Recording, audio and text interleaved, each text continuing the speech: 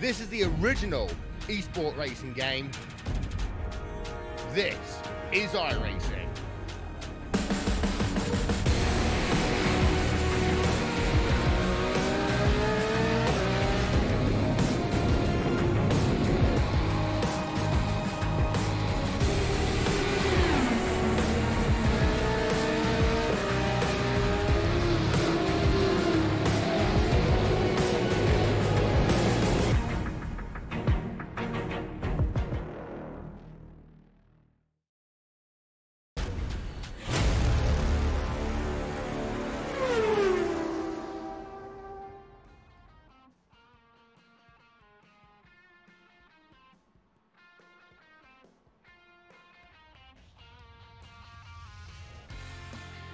Good evening and welcome to the iRacing Esports Network. Welcome to Sebring and the BSR MX5 Winter Series. My name's Chaz Draycott alongside Marco Barbanera on the cameras tonight. And we're looking for quite an interesting evening here, Marco. Again, we come to a track where you wouldn't normally put the MX5s, but we've seen good racing from these guys before on tracks where it wouldn't normally suit. Hello everyone, yes Chaz, exactly yesterday I was lucky enough to commentate on the Amateur Cup of the BSR MX5 series and it was a blast. 3 fantastic races and all 3 races had super close finishes and I'm expecting more of the same tonight. Of course tonight we have the bigger field, the pros have come to play. I think it's going to be a great race, and also yesterday 3 races, tonight 4 races, so I mean it's absolutely amazing and we are just finishing qualifying, so the action is just right around the corner. And of course, Sebring, a very challenging track if you've not driven it before or seen what its characteristics are like before. You can see on the map there, it's quite a mix of tight corners, long flowing corners, and of course you've got 2 long straights. So plenty of place for these guys to use that very fabled word slipstream. And I'm sure me and Tom have of course started a bit of a drinking game out of that apparently by the amount of times we say it, take a shot every time you've got it. So if you're having a drink tonight, have one on us. I'm sure we'll try and cause you to have a couple. But it's a bit of a bumpy track really, isn't it, Marco? Because of the surface of it. It used to be an old airfield of course, so it might be we might see a couple of these guys getting quite unsettled tonight as they're out there. You're absolutely right, and we are watching now Kip Stevens go around the first corner. This corner especially is going to be super tricky, especially at the start of the race, because if you try to get very close to the inside wall, you can really upset your car. There are some nasty bumps there, and like I said yesterday, this I think one of the tracks where the laser scanning really shines, really puts the importance of this technique, because you can really feel all the bumps, and every corner in Sebring has got just a little bit of banking that you wouldn't really notice on a normal, representation of the track.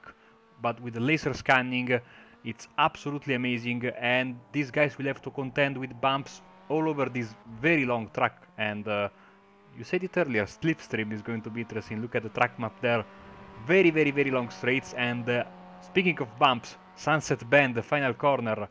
In real life, when they go through that corner, you can see the cars, these prototypes, big GT cars, bouncing all over the place, and like they always say, 12 hours of Sebring are much tougher than 24 hours in Daytona.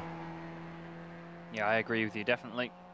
It's going to be a test of these guys as well to see whether they can keep the car stable around that final corner. We may see a couple of incidents there as a bit of a bottleneck under the bridge, but qualifying it, as you see now, has just come to an end. So here is the grid.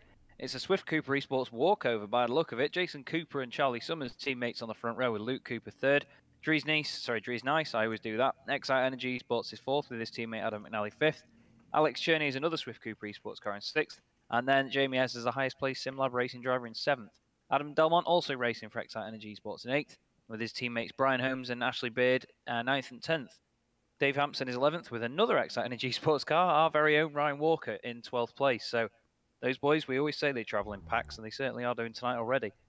Law Murray there with Alessandro Dalladone, Peter Van Gool and Jack Ashton 15th and 16th, McCarran 17th, Carl Jekyll 18th, Dan Blake is 19th, and Joe McDonald is 20th. Kip Stevens, who we just saw there, is 21st, Carl Hardy 22nd, Roy Ververke 23rd, 24th is Mikey Key, 25th is Scott Malcolm, David Ayres 26th, Steve Hefford down in 27th place with Jeroen Ursum to join him on that row. Billy Rose is 29th with Marcelo Pagnon, who is rounding out the top 30. Marcelo is going to be one to watch coming through the field. Then you've got Pete Newman, Craig Williams, Jack McIntyre, James McRitchie, Cesare Rizzo, Rob Graham, Alan McCain, Benjamin Mears, and Anthony Ainsworth and Luis Morga makes up the 40-car grid. So it looks like, Marco, quite a lot of guys might have had penalties there to not qualify for this one. Yes, exactly. And this, of course, will be something to keep an eye on as these fast guys try to make their way through the field, especially trying to get around the amateur guys. The speed differential sometimes can be quite big and we might see some trouble. And I think we are almost ready to go, just waiting nothing for the lights. The lights are going red and they're away already. Oh, Jason Cooper had the car turning left really sharply, and I thought the wheels were pointing left, you know, before he left the line. And he somehow managed to stop it going in the wall. That could have been a nasty one. But he leads his teammates down. Then Dries Nice trying to go around the outside in the Excite Energy Esports car. Luke Cooper on the inside, hugging the wall down the inside of his teammate Charlie Summers. I think they might have made slight contact there. The field filtering through behind. Doesn't look like there's anyone around yet. Keeping my eye on timing screen to my right-hand side as well. Look at this bunch up for second place as the field almost comes to a standstill in the left-hander.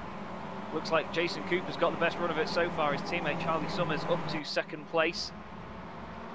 Behind them, the Excite Energy boys are really scrapping to be the best of the rest. Jamie Ayres has made a great start. He's gained 2 places, so is Brian Holmes. Biggest mover in the field so far, Craig Williams, 5 places gained, down in 27th. Fantastic stuff from him.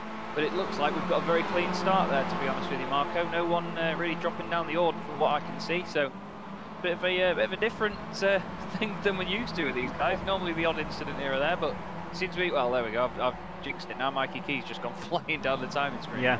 Here he is, you can see him basically closing the field after, I think, a spin or some kind of contact. But apart from that, I think we've had a very nice beginning of this race. The guys know they have 4 races in front of them, so they need to behave. You know, if they start being very aggressive in race 1, then it's tough to get down to race 4 with your sanity still intact. But we see already, let's see Alex Cerny here. Adam McNally is in front of him, and Del Monte is behind him.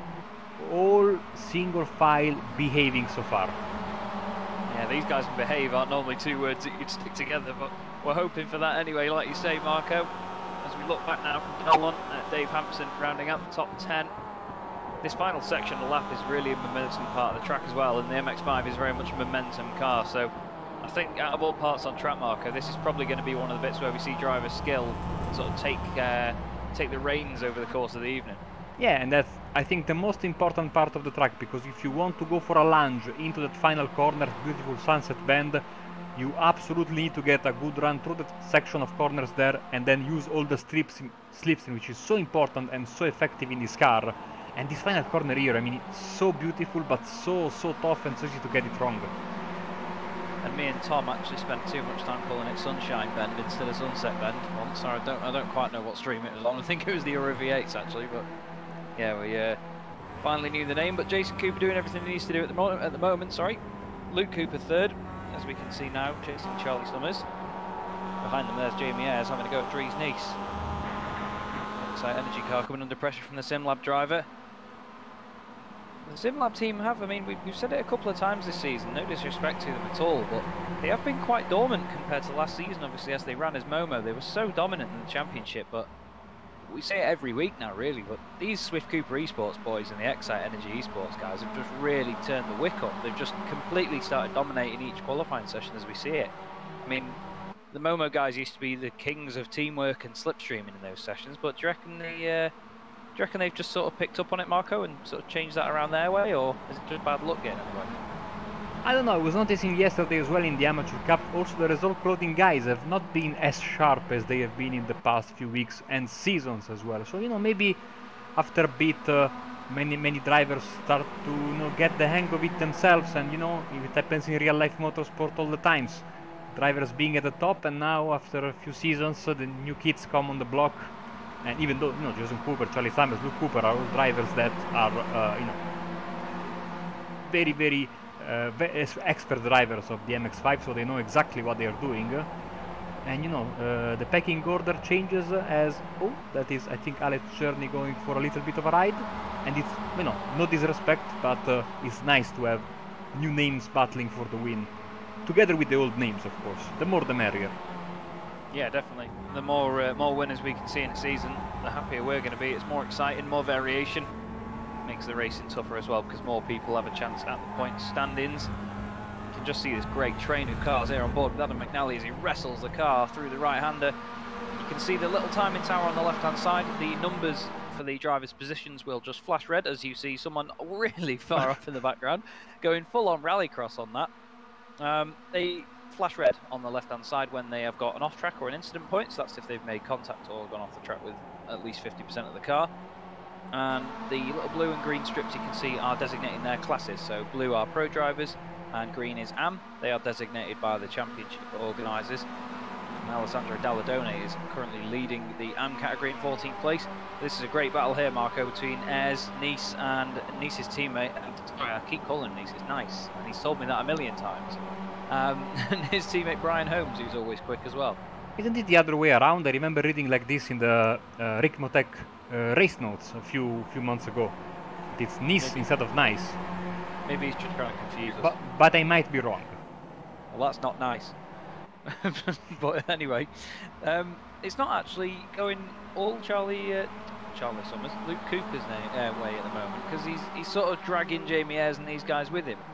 And I think that he's going to be the one bridging the gap between the front two and everyone else. Jason Cooper's going to be watching his mirrors, of course, but he's got a nice buffer here with two of his teammates behind us. Down the inside goes Alex Cherney. Oh, he's getting squeezed onto the grass there with Dries Nice. And he seems to... don't quite know what's happened there. Slow down. I think a slowdown there. Not as big as the slowdown you get in the first two laps, but you know, slowdown nonetheless. And when the pack is so tightly bunched, it's going to be a big penalty for him. Yeah, it's going to be a pain in the backside for him, that. Watch his positions go away. Dalladone's gained 4 places this lap. He's done an absolute corker. I think some of the guys fighting around him have lost out slightly. But Jamie Ayres, he's looking like he's on a mission at the moment, but he's got all Cooper Esports cars around him as it stands, so he's got to have his wits about him to make sure these boys don't they've got to try and take advantage of the fact they outnumber him at the moment. But he's got Alex Cherney behind him. He is no slouch at all. But Jamie's really experienced in this car. He's good at keeping his head in traffic, and when he's fighting for positions, love how wide everyone goes there. Really interesting to see. Every single meeting you see come here, actually, everyone really takes liberties around there, don't they, and just chuck it out wide. I might be abusing of the chopper camera, but after the broadcast yesterday, last night of the Amateur Cup, I noticed that the cameras are just a bit away. I mean, this shot here is great, but as you can see, that cameras are so far away from the racing surface, and I think that the chopper gives us maybe the best opportunity to get a grasp about, you know, drivers going for moves, dive bombing, and trying to get the pass on the inside, because I think they put the camera in a, I'd say, realistic position. So this is a very wide complex and like you said, a former airfield. And I remember a story told by Dorsey Schrader, which is a legendary North American endurance racer, sports car driver, that back in the day he went off during a 12-hour race and ended up under an airplane, basically parked there. Well, as a lover of aircraft, it'd be a place I'd probably enjoy to go off on a racetrack. As we see Jamie Ayres, Luke Cooper all out of shape out left-hander there. We saw Brian Holmes try a really good manoeuvre on Alex Cherney. He's right on his bumper now as Jamie Ayres close on Luke Cooper as well. Look at that, it's as if they're doing that in sync. Really beautiful stuff. You can see Charlie Summers staying over to the right to try and help Luke Cooper with some slipstream. Jamie Ayres really let the brake. Oh no! Summers. Luke Cooper into Ayres, and he's going to come back over into Summers again. I don't know how they've managed to all keep going there. Yeah. Jamie Ayres got battered about there, but now that means it's a 1, 2, 3, 4 for Swift Cooper. I think Charlie Summers might have a slowdown because he went over the grass. And now Adam McNally makes it 3 wide down the inside. Is he going to make that stick? Summers into the side of Ayres. Adam McNally pulls out of it wisely. It was a real shame that it ended in a bit of an incident, but they're all still going though, and obviously this battle can continue on. But you might see a bit of red mist right now if you're Charlie Summers. Honestly, could have been a lot worse, as Dries Nice is off. What happened there? He was going so good for him just a few minutes ago, and I think he had a crash because he towed back to the pits. Oh, contact there with one of the, I think, Swift Stevens. Cooper. Yeah, and he is off. So, you know, you see a slowdown. It seems like, you know, just a slowdown, it can completely derail your race, especially in a series like this with everyone so closely bunched. Yeah, definitely, especially in the first few laps as well. When everyone's in one big train, you can see just how much it's actually spread out in the background there. So I eat my words.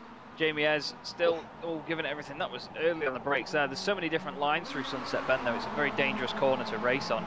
You get some people who start out wide and then get a bit of a cut back. Oh no! Some people go, oh, that is Jamie Ayres going slowly. I don't know whether he had a slowdown or something from before and he was trying to serve it. But he's backed up the Excite Energy boys there.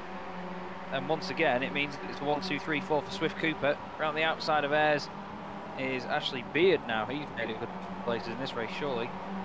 Don't remember him being that high up on the grid. He's only made up 3, actually. I thought he started a bit further down than that, but there we go.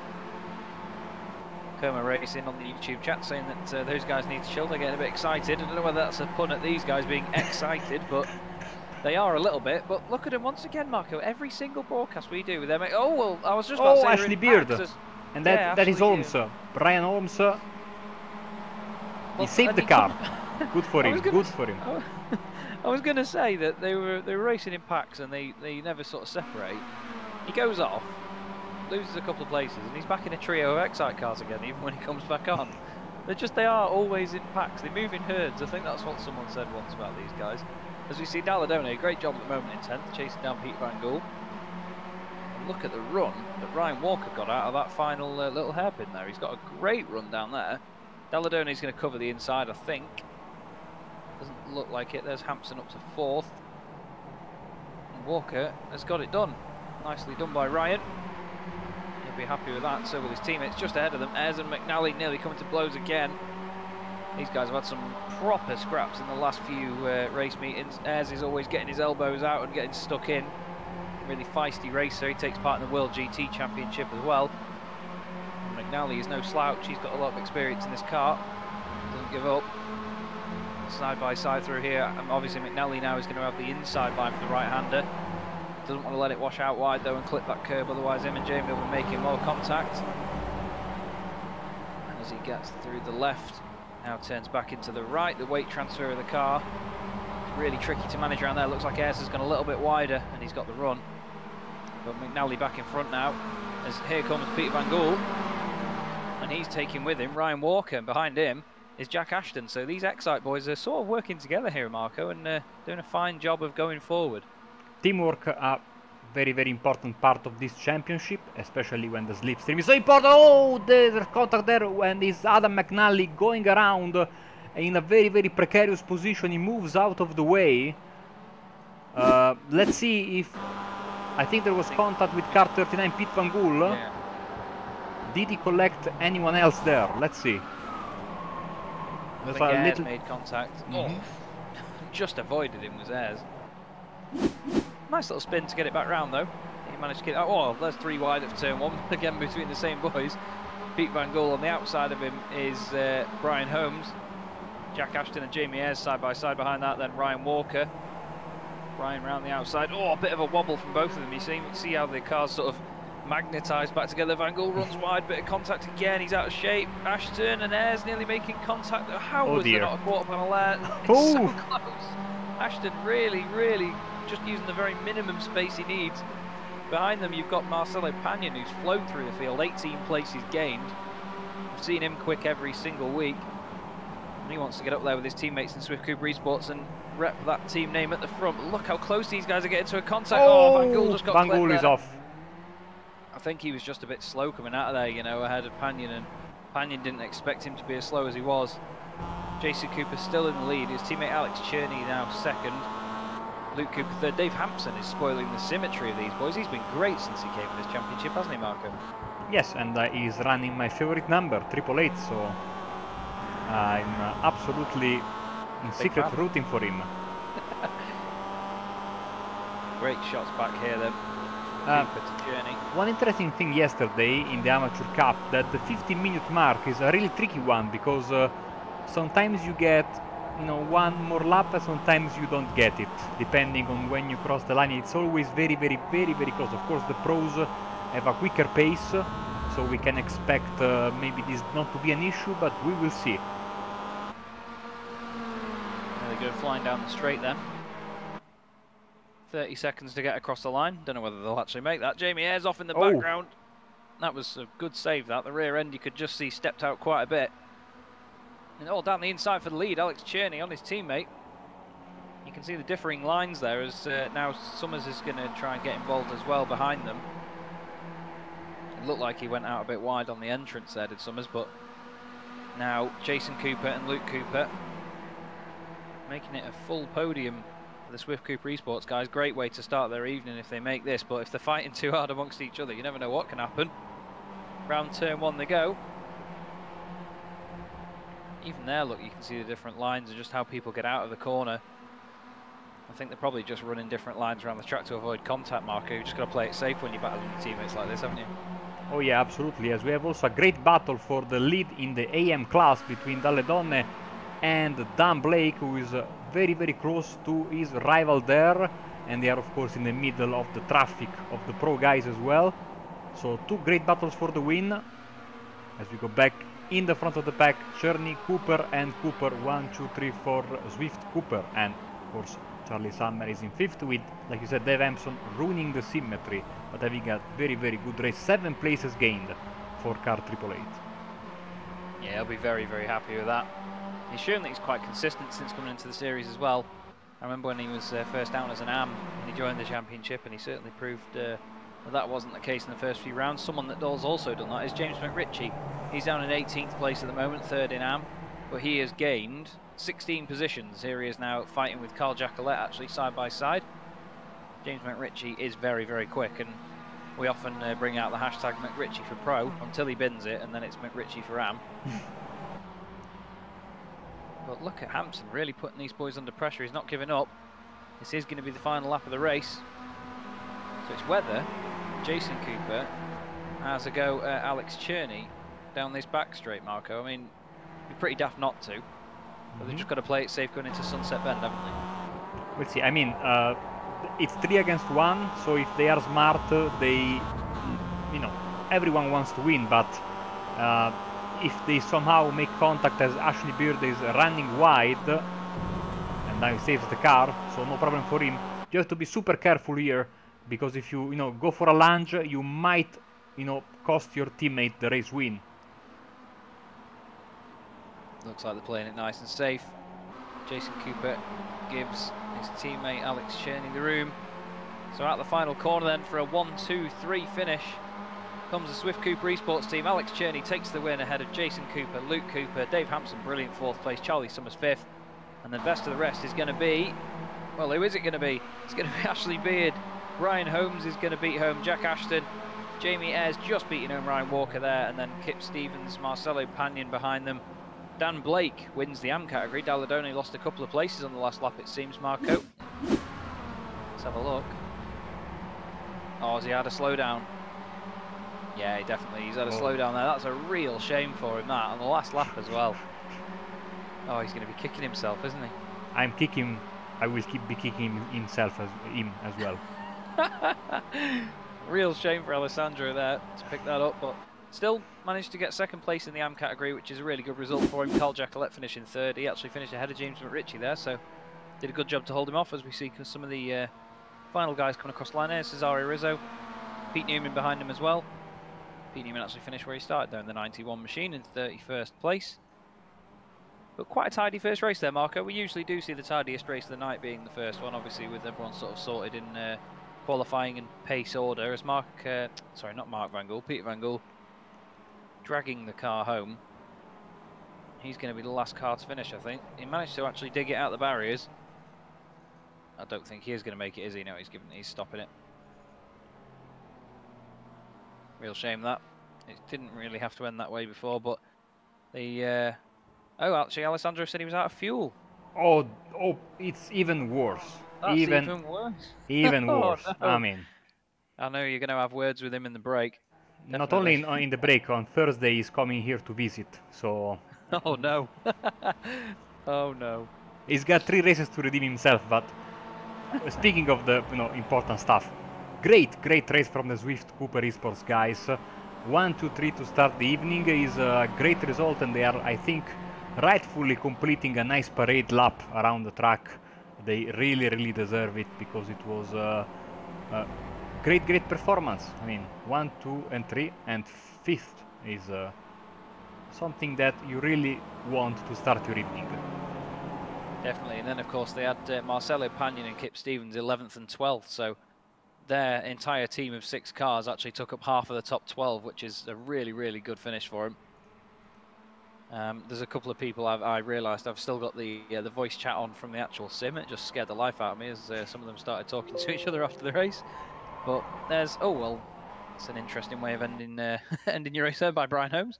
But yeah, really good result from them guys. They did a fantastic job, kept it nice and clean. And there you see just how dominant that was between Swift Group Esports and Excite Energy as well.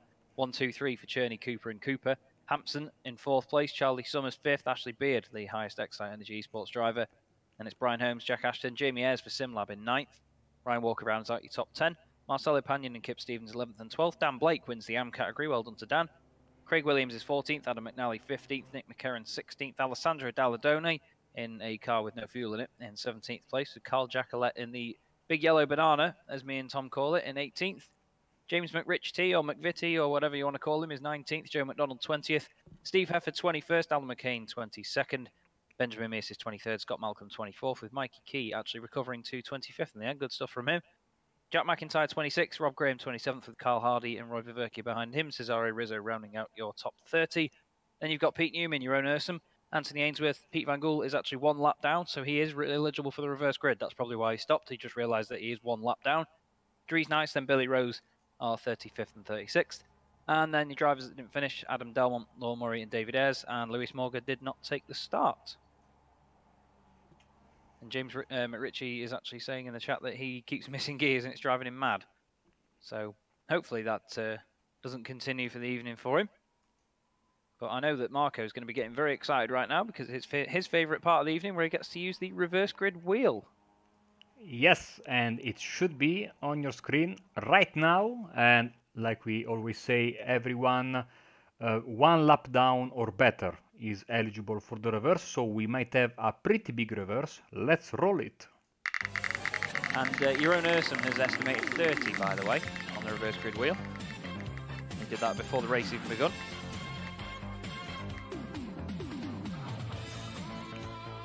Well, it's not 30, it's the next number. It's full -2 for the reverse grid, which means we are going to have not Pete Van Gool, not Anthony Ainsworth, but I think Jeroen Ursem. Oh dear. Brilliant. He does this every week. How does it? Alex isn't even here to be bribed this week, so I don't know how he's done that. But wow. So yeah, it's going to be, the driver from the Netherlands is in pole position. Pete Newman, Cesare Rizzo, Roy Verbeek and Carl Hardy, the top 5. And this means, of course, that, and Alex is joining us as well in joining the fun. This means that all the top drivers, they will start very far away from the first positions, which means they will have a lot of work to do.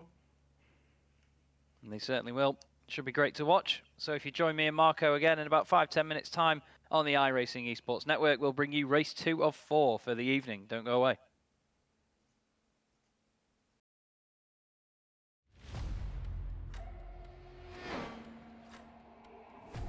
We're almost out of fuel. You'll have to come in for a splash.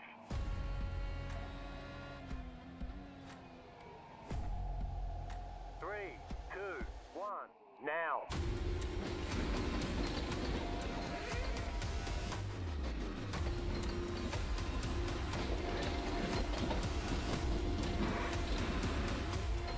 All clear. Punch it. Great job. You did really well.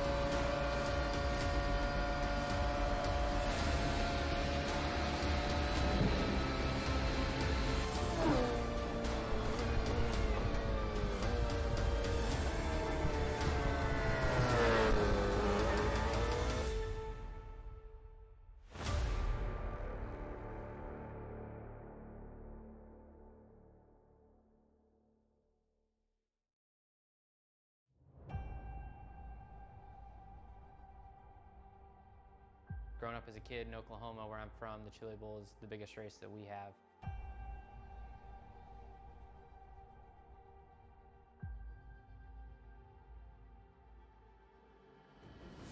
The Chili Bowl has kind of been my favorite race of the year.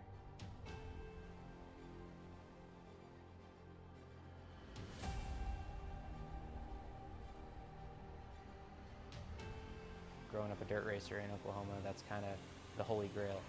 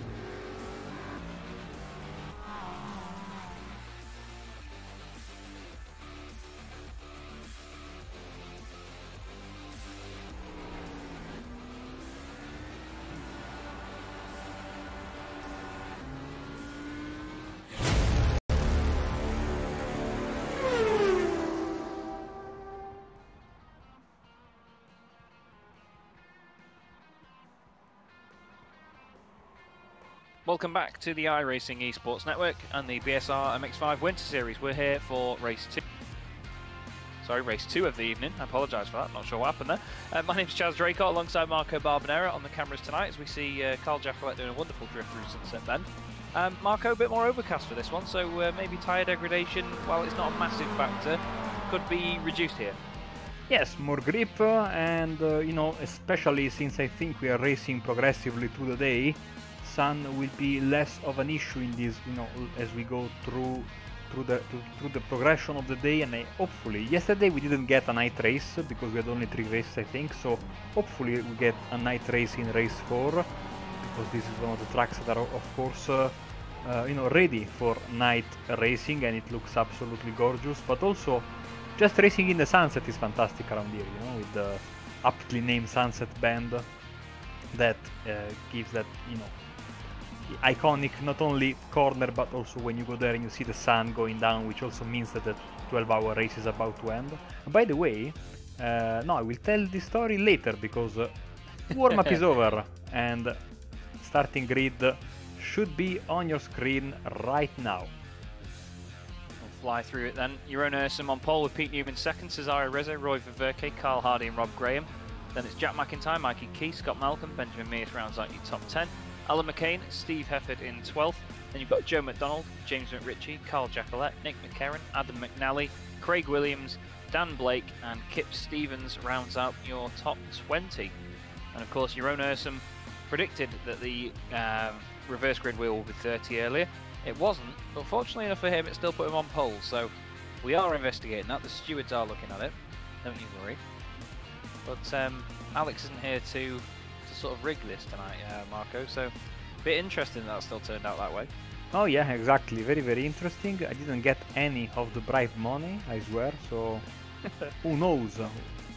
It's gone to the wrong PayPal, surely. Here we go. He must be doing a good job from pole though. He's got to just make sure he stays up there. Pete Newman has got to be in with a shout winning this one. He's always quick in the CQR MX5, and the lights are really not staying on long tonight. They're away, and Pete Newman gets a great start. Cesare Rizzo is going to try and follow him through there as well. You've got Roy Ververke, 4th place. He's been doing great this season so far as Roy in these reverse grid races.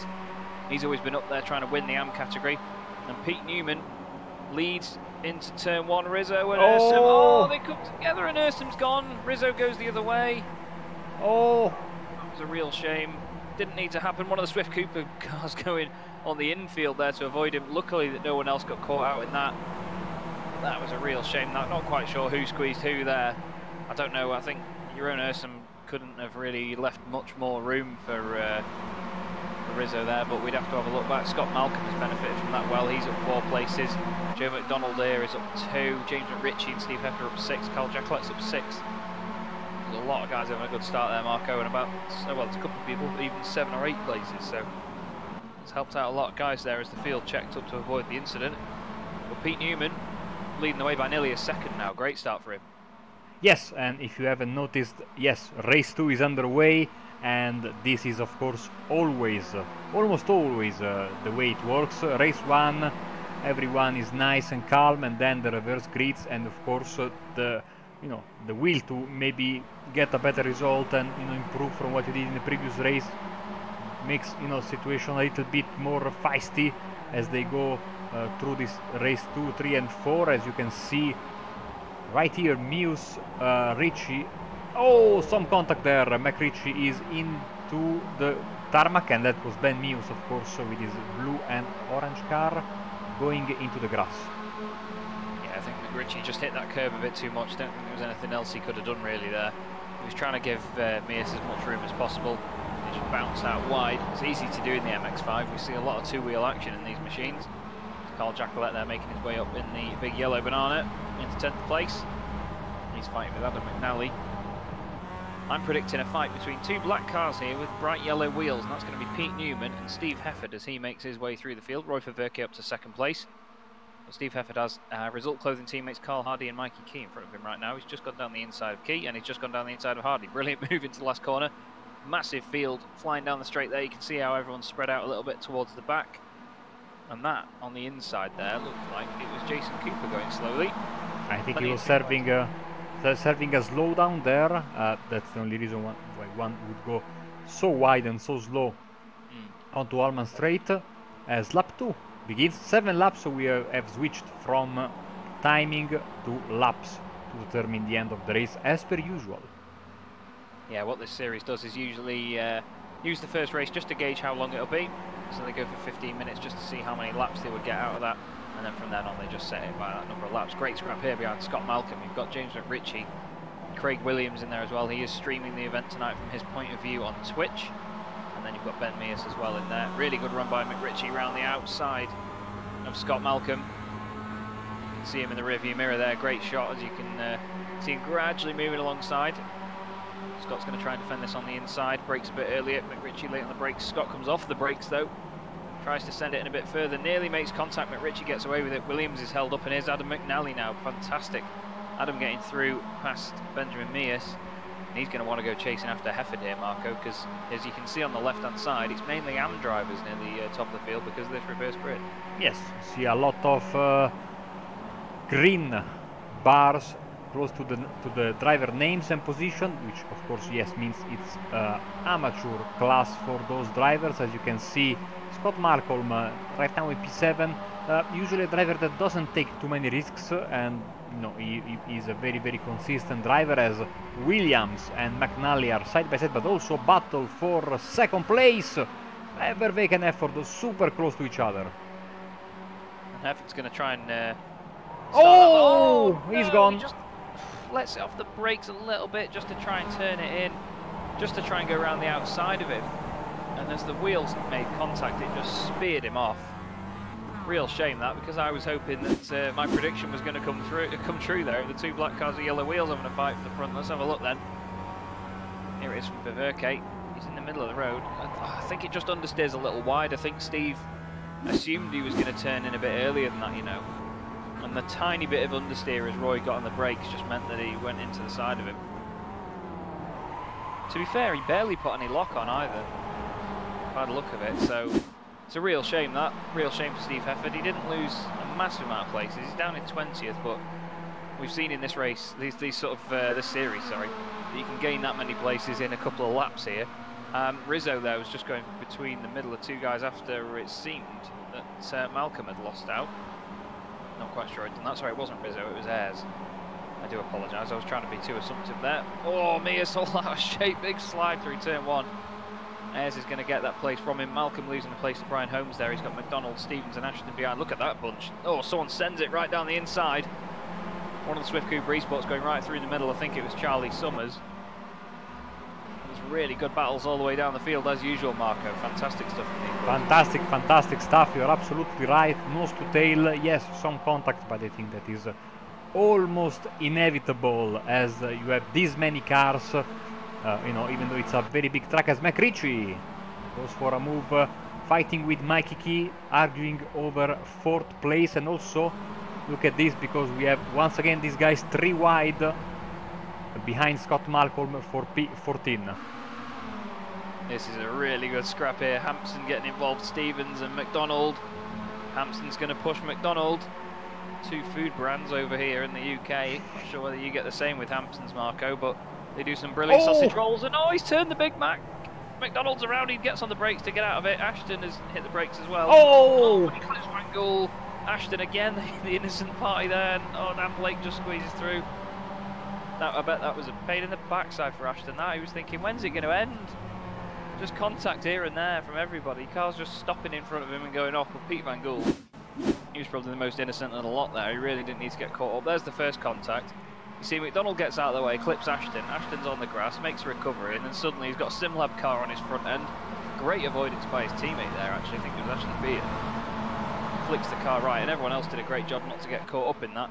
Yeah, everyone running for their life there as they avoided, most of the guys avoided. Look at Ashley Beard there, basically almost going into the airport facility, as McNally and Mackie Key are side by side getting into Sunset Bend.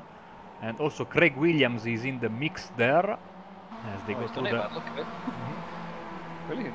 I just that really caught off guard there. I didn't think he was going to go that deep on the brakes on the inside and make that. What a move, fantastic. Absolutely, he surprised me as Vervek, Hardy, McRitchie, 3 amateur drivers currently occupying P2, 3 and 4 with Adam McNally and Craig Williams, and like I said, Mikey Key right behind them. Of course, always a tasty perspective for an amateur driver to get one of these podium spots due, you know, in race 2, 3 and 4 tags in part to the reverse grid as McRitchie goes for a ride into the gravel there, but seems none the worse for wear, as already we are on lap 4 out of 7, 8 minutes elapsed. So like I always say, when you are having fun, it really shows, because time flies. It really does. I bet it isn't for Pete Newman at the moment. He's just going to be trying to keep his head out front and just do everything he needs to do. Jamie Ayres is going down the order. Oh, he's had contact with somebody. There's Ben Mears going down there as well. I'm not sure. Ben's got front end damage. I'm going to get the crystal ball out and say he's probably broken a bit late like we saw before. And it was Ayres that was actually the one braking late before, wasn't he, into the back of Summers. So he might have had the same done to him, as McRitchie now goes to the head of the AM class. And to be fair, Marco, I mean, we say McRitchie for pro, and I don't see any reason why he might not try and catch up with Pete Newman here. Absolutely. I mean, with I think 3.5 laps left, it might take a mistake from Newman because he's 4 seconds up the road from McRitchie, but you never know. Yesterday we saw the leader crash 2 times in race 1 and in race 3. The leader crashed on the final lap. So this is a track where you really can never relax and lose your concentration, because it will bite you in the rear end very quickly, as McRitchie has a slowdown point in case. Also, I think, is that Craig Williams with a slowdown? Yes, he is. Yeah, a real shame for him, but we've got to see whether he can make those places back up then. I'm sure he will do. He's just that quick. But that's part of the excitement that we bring with this series. Really big spread of talent between all these guys. You do often see people coming back through from little mistakes and off tracks that they get lovely little glint there on the front of Roy Verke's car. But Carl Hardy leading the AM category now. As you see a great shot as McNally just pokes his nose out a little bit there from behind Verke. He's probably going to go for it in turn 1. You can definitely tell you're on board with McNally, can't you? That very prominent shade of blue. The Excite Energy Esports team. Their World Rallycross driver Oliver Bennett's been doing his shakedown in his mini rallycross car this week. Seen some fantastic footage of him launching that thing around. It looks absolutely animalistic on track. And speaking of animalistic on track, Ryan Walker going for it there past Mikey Key. Doing a great job in this train of cars. And to be fair, Marco, it's really difficult in trains like this, because when it does start to compact a bit more and there is a big sort of spread of talent, so to speak, you've just sort of got to accommodate for what everyone's going to do around you, but everyone has different approaches to it. So when it is this close, you've got to really be on your toes, haven't you?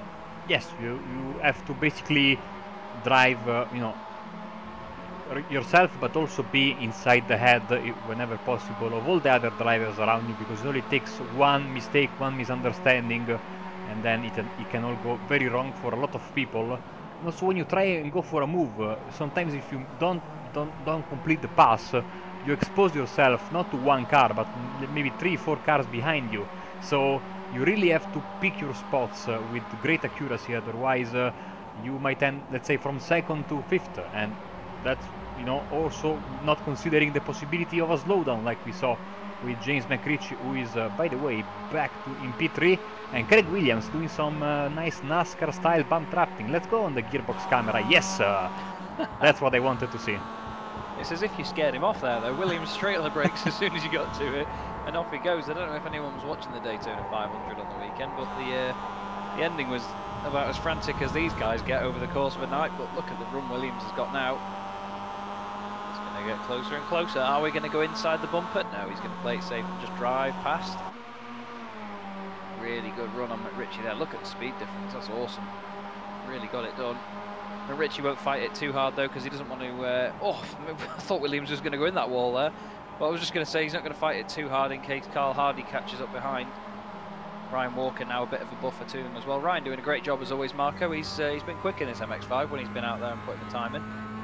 Absolutely, and of course our esteemed colleague. I have the pleasure to share the booth with him many times per week, and also his nice Twitch channel, always worth a follow.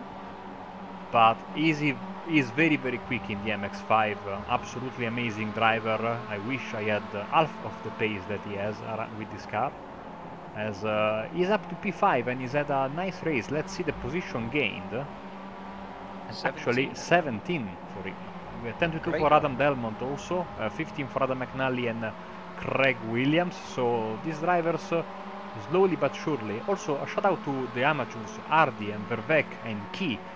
They've lost very few positions. Key actually lost none from his position to the compared to the beginning of the race. So good job for these guys. Yeah, it's good to see them staying up there, because sometimes, no offence to them, but you sort of see them starting at the front of the grid, and you do expect them to go down the order a little bit, hence obviously why these reverse grids come into play. But when they do put in a really good performance and stay up there, it's great to see. It's really nice that they can hold their own against the pro drivers sometimes, because you don't want people to be going into a race with the mentality that they've got to jump out of the way as soon as a pro driver comes near them. You want them to be fighting for it. And at the same time, you want them to play it safe sometimes, because, you know, in the right scenarios in the championship, some drivers aren't worth fighting against, because you could slow yourself down and lose places. Once again, Craig Williams, he's got that corner absolutely nailed, Marco. Look at the run. He does it coming onto the last back straight as well, as he goes past Adam McNally. Well, he tries to, side by side into this last little complex. Down the inside he goes on the brakes, seeing McRitchie gaining ground there as well, and he is ahead. Nicely executed by Williams. Now is McNally going to get the run and try the move back on down the straight? Let's get the speedometer up. And I really wanted to show the way these cars bounce from the gearbox camera, but maybe we can have the same effect now from the onboard of Adam McNally as they go side by side into Sunset Bend. Seems like McNally is able to make the move so close to the wall. Look at the car bouncing left and right, trying to brake, trying to steer, and also side by side with another driver. So not a very easy thing to do, but McNally completes the passes. The white flag is in the air. That was awesome on board. That really enjoyed going around there with Adam. Nice to see him fight in the car while still battling as well. That's just how professional these guys can be on track. Roy Ververke, Charlie Summers all doing personal bests, but Williams back down the inside then. Retakes second place. What a scrap this is between these boys, nice and clean. McRitchie still leading the AM category behind them. And we've seen some really good racing in this one, Marco, other than the little incident or two at the beginning. It's actually been a very clean race too via the normal standards that we see from these guys. Not saying it's bad, but we do see quite a lot of contact in these reverse grids sometimes, don't we? Yeah, we absolutely do. And, you know, I think the fact that this is a very long track helps, and we have decent sized runoff areas, as I can hear. Yeah, a Mazda in the back. I think that was McRitchie who had a nice run, but at the same time McNally once again gets the position on Williams. Can he stop the car? He can't. Oof, Williams nicely done on the overlap. Now McRitchie and Walker are brought into this as well. McRitchie might not want to risk getting an AM victory here. Ryan Walker's thinking otherwise. He wants to get up there and fight with his teammate Adam. You can tell them apart by the different roll cages. Down the inside goes McRitchie, late on the brakes, nicely done on the curb. Ryan's got a good run through there as well, though. This is going to be a great scrap, but it's meaning that Craig Williams can get away from McNally. McRitchie really hanging it around the outside, making sure Walker doesn't come through. Just to note as well, Pete Newman's got a 5-second lead ahead of Craig Williams. He's doing an awesome job at the moment, nice and consistent. But this is the battle to watch then. Walker trying to get past McRitchie. Carl Hardy's going to be waiting in the wings though, Marco, rubbing his hands together, hoping that these guys have an incident and it all goes towards him. We will see. Well, you know, we will see in just a few seconds if someone will take a lunge, because we are getting into the final straight. As you can see, Pete Newman with a decent lead, and everyone behind him fighting for that coveted podium, those coveted podium positions. Down the straight they go then, slipstream in effect. You can see not a massive actual spread from the order at the moment. Into the final corner. Oh, nearly contact there between McNally and Williams. I think there actually was contact. Doesn't look like Walker's going to do it on McRitchie, but Pete Newman then for CQR takes the win. Really well deserved win that. Really nice and controlled race. McNally chasing Williams to the line, not quite getting there, but they still get podium places. McRitchie wins the AM battle, Verke second in that, sorry, third in that one. Carl Hardy finishing second in the AM category. I do apologise. The rest of the field streaming through now as well. Jamie Ayres and Scott Malcolm side by side. Just behind them, that's Carl Jacquelet and Nick McCarron.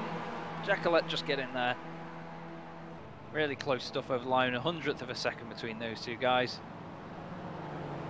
But once again, Marco, quite a nice tidy race actually around this track. And like I say, I think the size of the circuit itself has helped in that one. And we've seen some really good battles between some of these guys. Not too much slipstream ruin in it as well. So, yeah, really enjoyable tonight so far. And we've got 2 more to come, don't forget.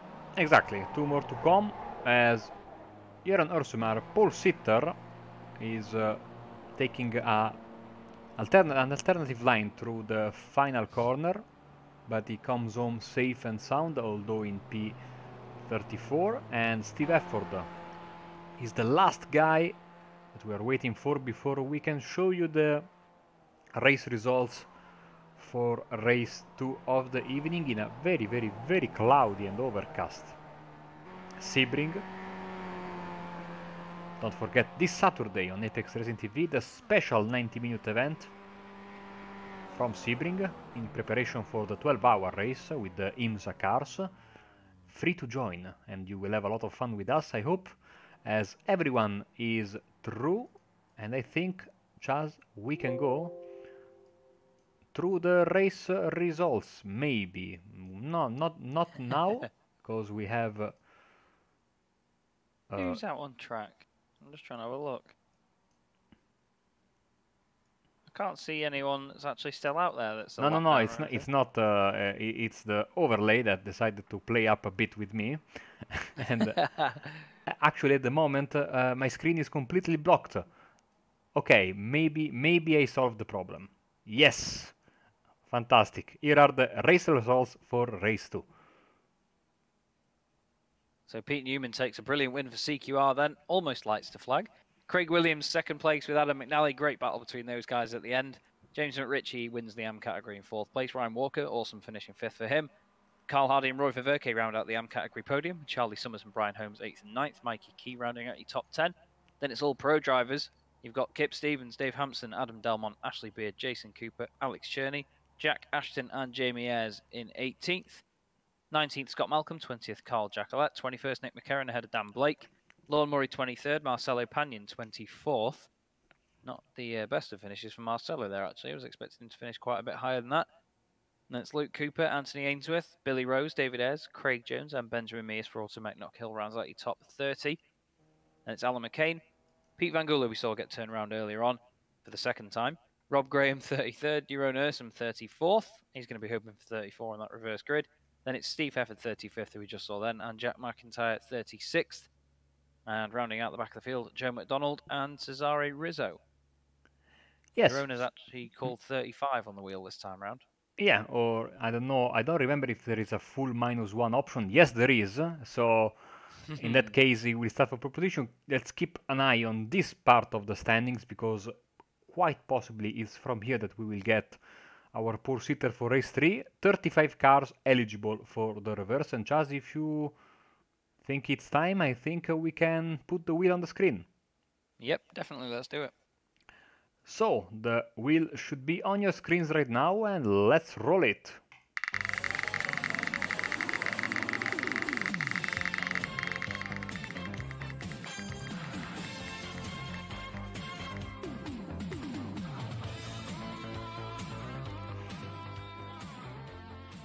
I don't believe this. 35. That means then that Steve Hefford will be on pole position with Jeroen Ursum alongside him. The two that came together really well. Actually, no, it wasn't Jeroen Ursum, was it, that came together with him? I do apologise. Rob Graham will be third on the grid. I'm not doing a very good job of this. Pete Van Gul will be 4th. Alan McCain will be 5th. So some of the guys that actually crashed out in that one early on there, Marco, will be near the front again. So it's worked out all right for him in some ways. Absolutely. I think we are going to have a lot of fun, and let's see. I think, if my calculations are right, we're going to have a sunset race next. So I'm really, really looking forward to it. Okay, so if you join me and Marco then in 10 to 15 minutes time, once again on the iRacing Esports Network, we will bring you race 3 of the evening, hopefully in the sunset, with the BSR MX5 Winter Series. Don't go away.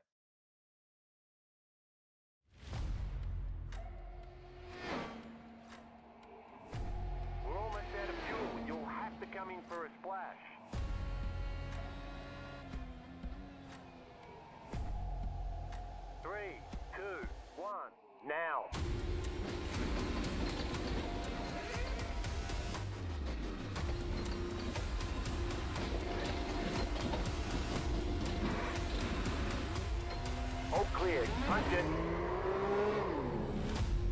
Great job. You did really well.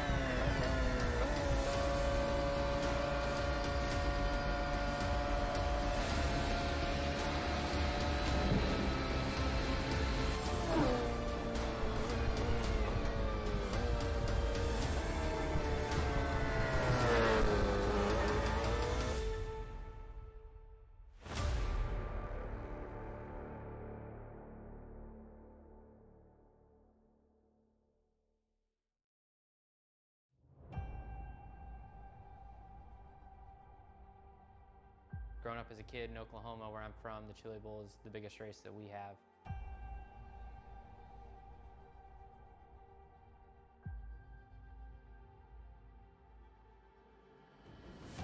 The Chili Bowl has kind of been my favorite race of the year.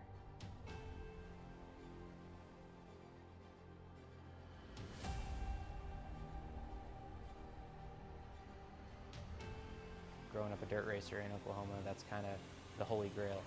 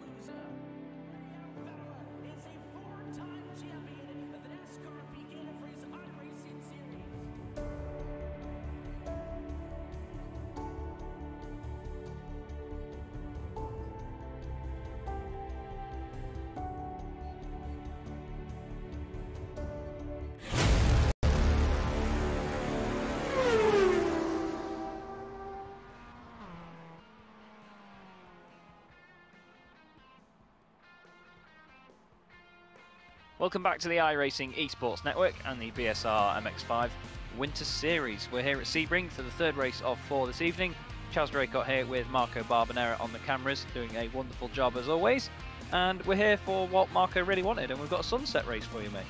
Yes, at the lowest possible track temperature according to the actual iRacing physics model, 18 degrees, so maximum grip, and already the drivers getting ready, and a beautiful, beautiful sunset that is Bob Ross worth sunset in my opinion. Well, what we'll do then is fly through the grid. We've got Steve Hefford on pole, got to be favourite for this one. Euro Nursum, the reverse grid wheelmaster himself, is second, with Rob Graham, Peter Van Gool, Alan McCain, Ben Mears, Craig Jones, David Ayres, Billy Rose and Anthony Ainsworth rounding out the top 10. They're then followed by Luke Cooper. Then it's Marcelo Panion, Lorne Murray, Dan Blake, Nick Kerrin, Carl Jacqueline, Scott Malcolm, Jamie Ayres, Jack Ashton, Alex Cherney, Jason Cooper, Ashley Beard, Adam Delmont, Dave Hampson, Kip Stevens, Mikey Key, Brian Holmes, Charlie Summers, Roy Verke, Carl Hardy, Ryan Walker, James McRitchie, Adam McNally, Craig Williams, Pete Newman, race 2 winner, Jack McIntyre, Joe McDonald and Cesare Rizzo rounding out the back of the grid. And now we've got the lights here, Marco, for this one. It's starting to look very, very pretty indeed, and the impending night race is probably going to look even better. Absolutely, as you can see, the start of the race is getting closer and closer. Rob Graham is starting from the pit lane, it seems. You can see him on the little race map there. Away they go, lighting up the rears. Good start by Steve Hefford, Jeroen Ursum as well. But look at Pete Van Gool, look at him go from fourth on the grid. Down the inside of Jeroen, and it looks like it's going to be a SimLab 1-2 as they go into turn 1, Marco. Really nice launch off the line there by Van Gool, and yeah, he's jumped it up into second place already. Oh, that is Anthony Ainsworth. Unlucky, as he was basically on the focus of our cameras and went straight by as Jeroen Ursum goes for a ride into the grass. Beautiful snake of cars. Oh, contact result clothing there, Craig Jones. He's got to hold it on the brakes, keep it out of the way. I don't think anyone's hit him yet. Just avoiding him. Everyone doing a great job there. Oh, I think there was just contact there between McIntyre and I think it was Craig Williams. 3 wide. Look at Rizzo. Look at Cesare Rizzo. Full on Paris Dakar on the grass, giving it everything he's got. Keeps the car under control. Doesn't make as many places as he was hoping to, but you can see the shadows working their wonders here. Look at the line of it. Oh, he's lucky that tyre barrier is there in a way, because, well, that would have been a big incident if he would have come back on and speared some of the guys off. But it's like the lights come on and these guys close their eyes, Marco. It's mental. Yeah, and you see, it's still not completely in the night, so I cannot possibly imagine what will happen in about half an hour time with race 4, provided that that's in the night. That sunset is, like I said, Bob Ross quality sunset right there. I mean, I remember one of his paintings exactly looking like this. The sunset is absolutely fantastic. Season 2 of the Joy of Painting, episode 6, if I'm not mistaken. Well, I'll tell you what, that's an extensive knowledge, but as I'm sure you can all agree, there's nothing more romantic than listening to an Italian accent looking at that Sebring sunset with MX5s in shot. I don't know if the MX5 contributes to that at all, but there you go. Well, Alan McCain third in the moment, doing a fine job, and then it's the 3 AM drivers, Mears, Ursum and Ayres. They're all battling for these 3 places. You can see Ursum side by side with David Ayres there. As they go down the straight. Just edging him is David Ayres. Into the final corner they go. Down the inside, and behind them is Marcelo Panion, and Marcelo's been fast all season, Marco, so we could possibly see him coming forward here to make a challenge for the win, possibly. Yeah, one of the quickest drivers in the official series at Advanced Mazda and Rookie Mazda with the MX5, is absolutely one of the best Italian drivers per road iRating. Always there to give a helping hand to everyone, including me, and that is Billy Rose going for a ride. And I think also, sadly, we have an issue for Ryan Walker. He was already in trouble here, yes. Oh, maybe it was him that went straight into that wall there. Maybe yeah, he was. He was lucky that tyre barrier was there though, because if he would have bounced off a metal Armco, he would have just been bounced back out into the field. So in a way, the whole field was lucky that the tyres are there. As you see Jack Ashton now, just at the bottom of your shot, chasing down Jeroen Ursum, going down the inside. There's the banana in the bottom of the shot, Carl Jacqueline. And I mean the car, not him. Ashton down the inside gets it done on the brakes. He's chasing down Luke Cooper in front of him. Again, the Swift Cooper Esports cars here, Marco, gradually rising to the front of the field. Steve Hefford out in front though. Good to see Steve leading the race again. Pete Van Gool has always been there or thereabouts at the front of the field, but he's just been caught up in incidents this season. It's a real shame. We've got a car stopped coming out of the hairpin, it seems, actually. Whoever is down in 35th looks like Anthony Ainsworth again. Let's see what's happened here. Has he done it himself? Oh, yeah, just goes around on him. Yeah, that car, I think, already sporting some damage from that lap 1, corner 1 problem. Let's go on board for a bit with Pete Van Gool and just see what these drivers are seeing. And I think thanks to the fact that this track is already, you know, night racing proof, I think it's not as bad as other tracks where we have been this season in this series and in the amateur series, as like always I think Cooper is yeah. That made me jump, that. I'm not gonna lie. Going onto that then full screen, that scared the life out of me, but he saved it. I don't know how it's whether it scared him or not, but I know what you mean in terms of the night racing proof. Though this track does have night racing before the day-night transitions came in. And if you haven't raced on this track in iRacing, you really need to. I'm not sure whether you can tell, but there are these tiny little cat's eyes all the way around the circuit. When it starts getting dark, they start to glow, and it really gives it some character. You can really use them as some of your braking markers in the dark as well. It's absolutely awesome fun to drive around. It's like something on Rainbow Road on Mario Kart. They light up that much. You can see them here on board, just at the side of the track. And in this section as well, where it's a little bit windy, they look brilliant. Just marking the way. The inside of all the curbs as well. What a view that is from Pete Van Gool's car. You've got the wonderful bloom coming off the dashboard. You've got the bright yellow wheels and roll cage of Steve Hefford ahead of him. Speaking of bright yellow, there's Carl Jacquelet in 12th place. But the Simlab boys will be happy to have the cars up there, won't they? Yeah, the first time I watched the 12 hours of Sebring, it really reminded me of, you know, an airport runway, all those color, you know, the little lights on the side of the road. Or even more specifically, it looks like the emergency lights when they do the, you know, training in case something goes wrong when you take the plane, no? So yeah, it's really fitting that Sebring of all tracks has got this kind of indications for the drivers. As we have a nice battle pack here, and I think they are all arguing for 10th place thereabouts. And we got at the moment 6 cars arguing over P8. I'm going to need some emergency training if these guys keep being that close together. Oh, Euronus and David Ayres nearly making contact. Carl Jacquelet lit up in the middle of it like a filament light bulb in that bright yellow machine. Dan Blake trying to make his way forward. Oh, Jacquelet's late on the brakes. That's going to give Cherney the inside line. Oh, they're all over the place. It's brilliant racing though. You can see some of these guys with the bright yellow highlights on the car. They look really good when the headlights are ablaze. Jason Cooper, one of those examples. Still side by side between these guys now. Dan Blake's trying to go down the inside. David Ayres is in front of him as well. Great shot of them all coming through the complex there in the low light. It is gradually getting darker and darker. As they turn it in onto the straight, then David Ayres leading the way out of that battle anyway. Still fighting going on behind. Charlie Summers involved. There's Excite cars once again not on their own. As you look back then, Dan Blake is only going to get closer in the slipstream. But it's not been that much of a massive factor tonight, Marco. I think we've seen 1 or 2 places gained from it, but it's not been paramount to people going forward. Oh, there's Alex Cherney trying to make ground down the inside. Brake discs glowing. Look at the headlights, and you can see there the car bouncing around that much, as you were saying before. Yes, yesterday in the Amateur Cup it was much more pronounced, the slipstream. You know, maybe these guys are, you know, the pro guys especially are a little bit more, you know, spend a little bit more time on their setup, so maybe, you know, they found a way to minimize the effect of the slipstream, or simply they exit faster from the corners as David Ayres goes wide and loses a bunch of positions. And now he's under attack from Jamie Ayres. Oh no! Oh, Summers is hit as well by Billy Rose. I think Ayres just got boxed in there. He couldn't really do anything else. He got a wheel on the grass, it put him out of shape, and here's, oh, this is McCain and Van Gool for 2nd place. Alan McCain's made his way forward. Van Gool down the inside a little bit later on the brakes, but he does a really good job of getting that turned in. McCain's going to have the run, of course.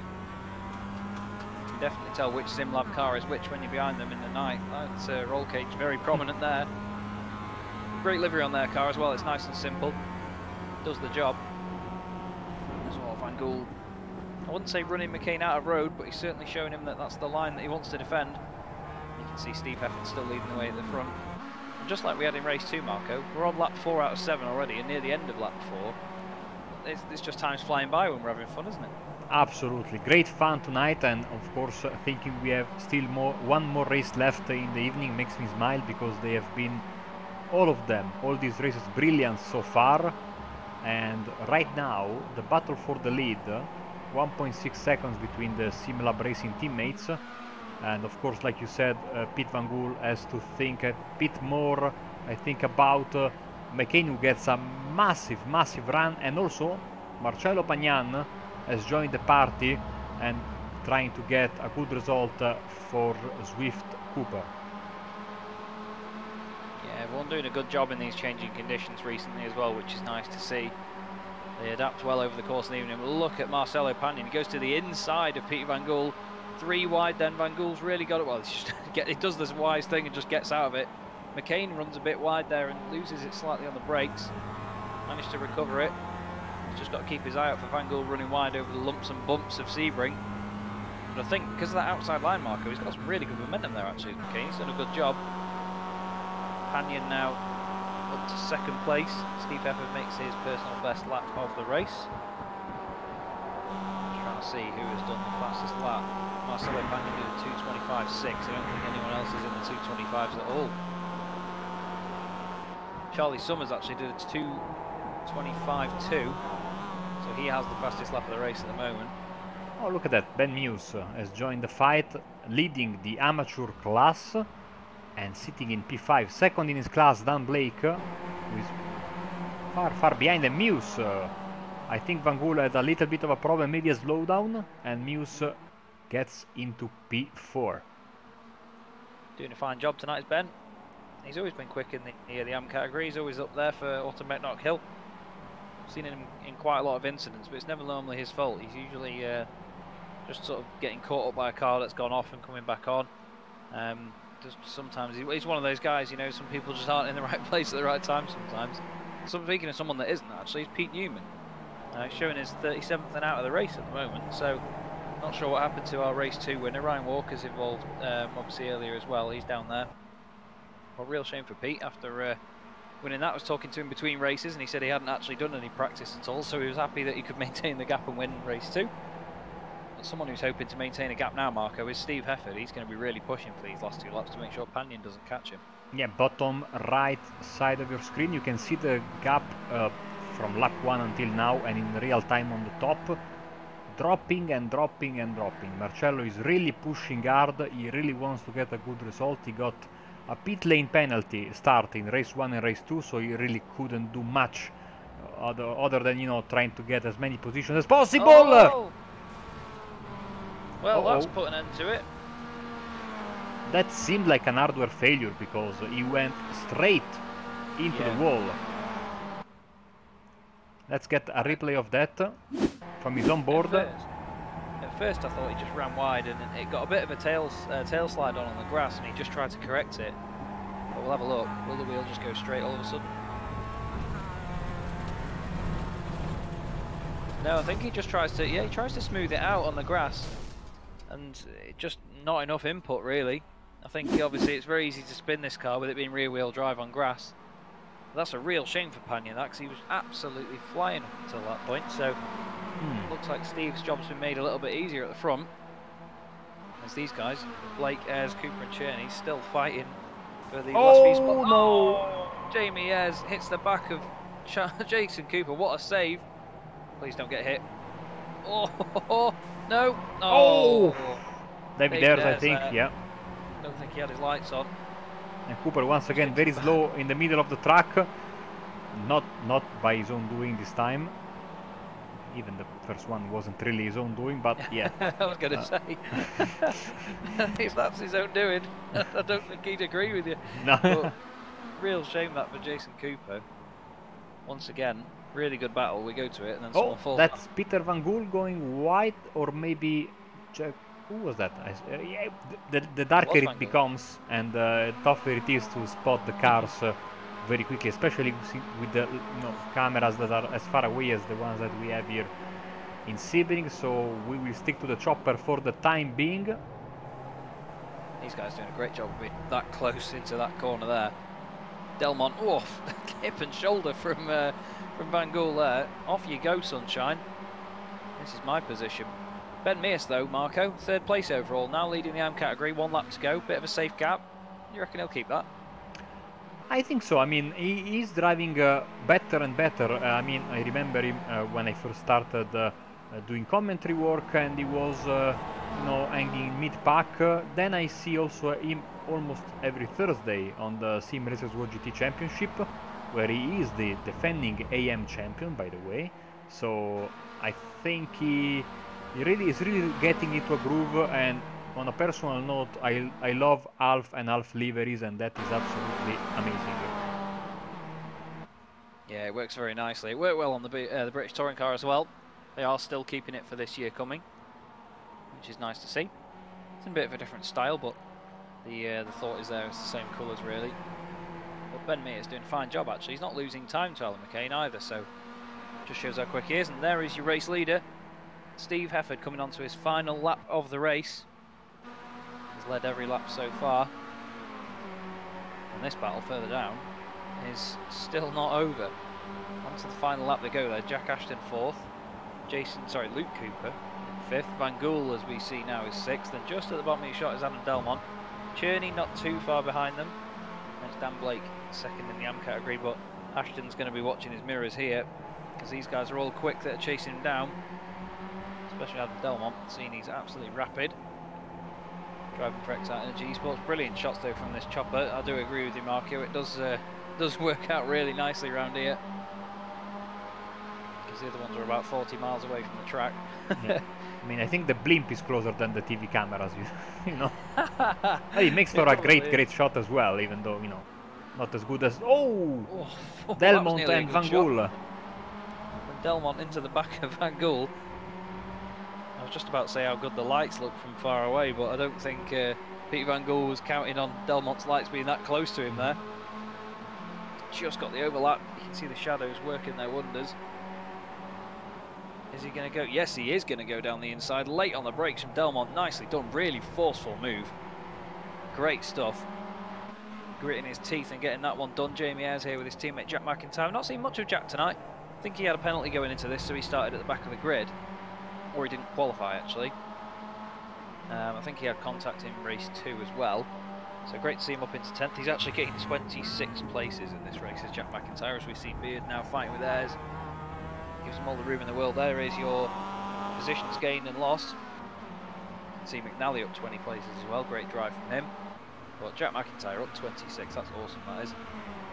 So here's the battle for 4th then. Jack Ashton, Luke Cooper trying to make the most of that run. Look at that out of there. You've got to think he's got this in the bag now, Marco. He's going to go for that 4th place and get it done. Nearly nudging him out of the way. A little bit of contact between those two. Oh, they're getting closer and closer together. It's like Senna and Mansell. And there is Mr. Steve Hefford. Very deserving win. He's been waiting for one for a while. Takes the win in race 3 tonight for SimLab. Well done to Steve Hefford. Alan McCain, great result in 2nd place. Ben Mears, awesome 3rd place there. And oh, Luke Cooper and Jack Ashton to the line. It's just going to be Jack Ashton. And it's just going to be... That was Van Gool against Delmont. Just getting there as well. Stevens and Jacqueline. Definitely going to be Kip Stevens. There he goes. But more exciting finishes as we go down the order. McRitchie just losing out to Billy Rose there. He still gained 13 places in that race. What a drive from him. As always, very, very quick. But another wonderful race there, Marco. And obviously the changing conditions not coming into play massively, but you could see the confidence these guys have in the car as the track gets cooler. Yes, I think it's useful when you have all these lights around the track, even though this track is not completely lit up, unlike Daytona, which is got lights all around. And I'm noticing we have 31 cars, I think, finishing on the lead lap, and I think one car, Jamie Ayres, finishing 1 lap down. So we might be in for another big reverse for race 4 of the night, but before that we can go through the race results for race 3 of the evening. Okay then, so Steve Hefford takes the win for SimLab Racing in the number 72 machine. Alan McCain, really good finish for him, and especially for Benjamin Mears as well in third. Jack Ashton finishing fourth with Luke Cooper, Pete Van Gool, Adam Delmont and Alex Cherney making up the rest of that brilliant battle. Dan Blake is ninth, second in Am. Jack McIntyre rounds out your top 10, followed by Ashley Beard, Adam McNally, Kip Stevens just beating Carl Jacquelet, who is the podium finisher in the Am class there in 14th overall. Dave Hampson 15th, Nick McCarran 16th. Lorne Murray in 17th, Billy Rose in the 444 machine for Northern Lights Racing is 18th. And then you've got James McRitchie, Brian Holmes, Jason Cooper, David Ayres 22nd, Cesare Rizzo 23rd, Scott Malcolm finishing 24th, Mikey Key is 25th. Then you've got Craig Jones, Joe McDonald, Craig Williams, Roy Viverke, Rob Graham, and Jeroen Ursum, the last car on the lead lap. Jamie Ayres 1 lap down, Marcelo Pagnon 2 laps down after that incident towards the end there. Real shame for him. Charlie Summers 3 laps down. Pete Newman, race 2 winner, 5 laps down, and Carl Hardy rounds out your 36 car field. No, he doesn't. Anthony Ainsworth 37th, Ryan Walker 38th, 6 laps down. So, like say, Marco, only one car that is 1 lap down there, and that could be Jamie Ayres. So, could be an interesting reverse grid. We'll have a quick look whether Mr. Jeroen Ursum has given his prediction for this one. He actually hasn't. Last time round he went for 35. We'll have to see whether he's come out with anything yet, but still nothing. But we'll get the wheel up, shall we, and give her a whirl. Exactly. It's on your screen right now. It should be on your screen right now. So let's roll it. One of the loudest mouse clicks I've ever heard. I am very excited, so I really push hard on the mouse, you know. Love it.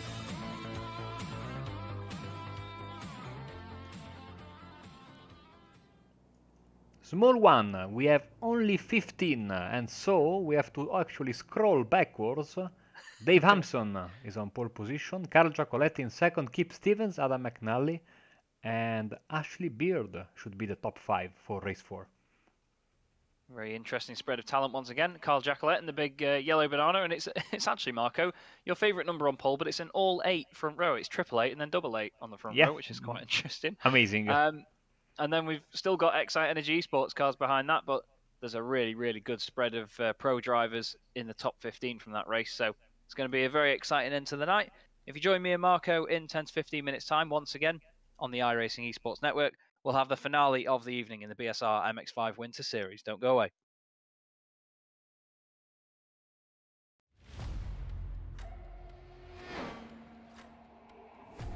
We're almost out of fuel. You'll have to come in for a splash.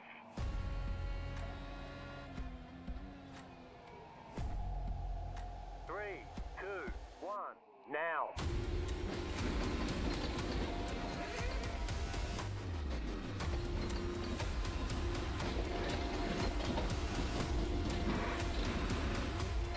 All clear. Punch it. Great job. You did really well.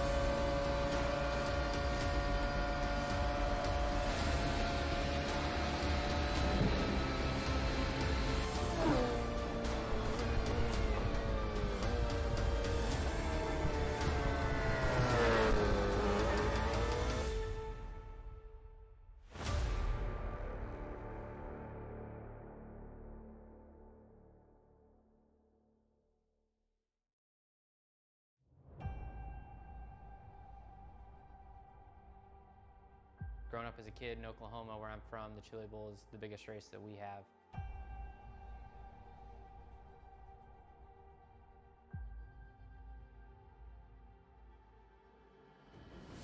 The Chili Bowl has kind of been my favorite race of the year.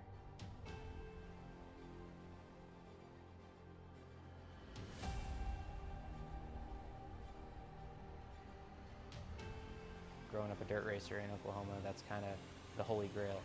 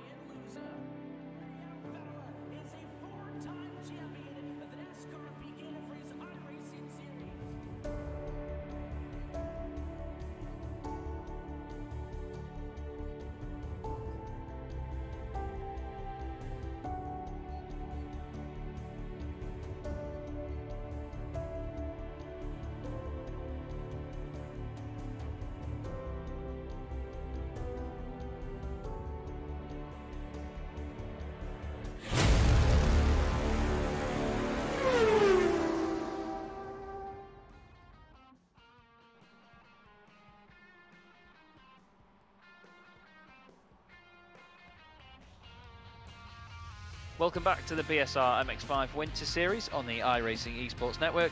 You join me, Chaz Dracart, and Marco Barbanera for the fourth and final race of the evening, and we are properly under lights this time. We saw a great win by Steve Heffin in race 3, Marco, under the lovely sunset conditions.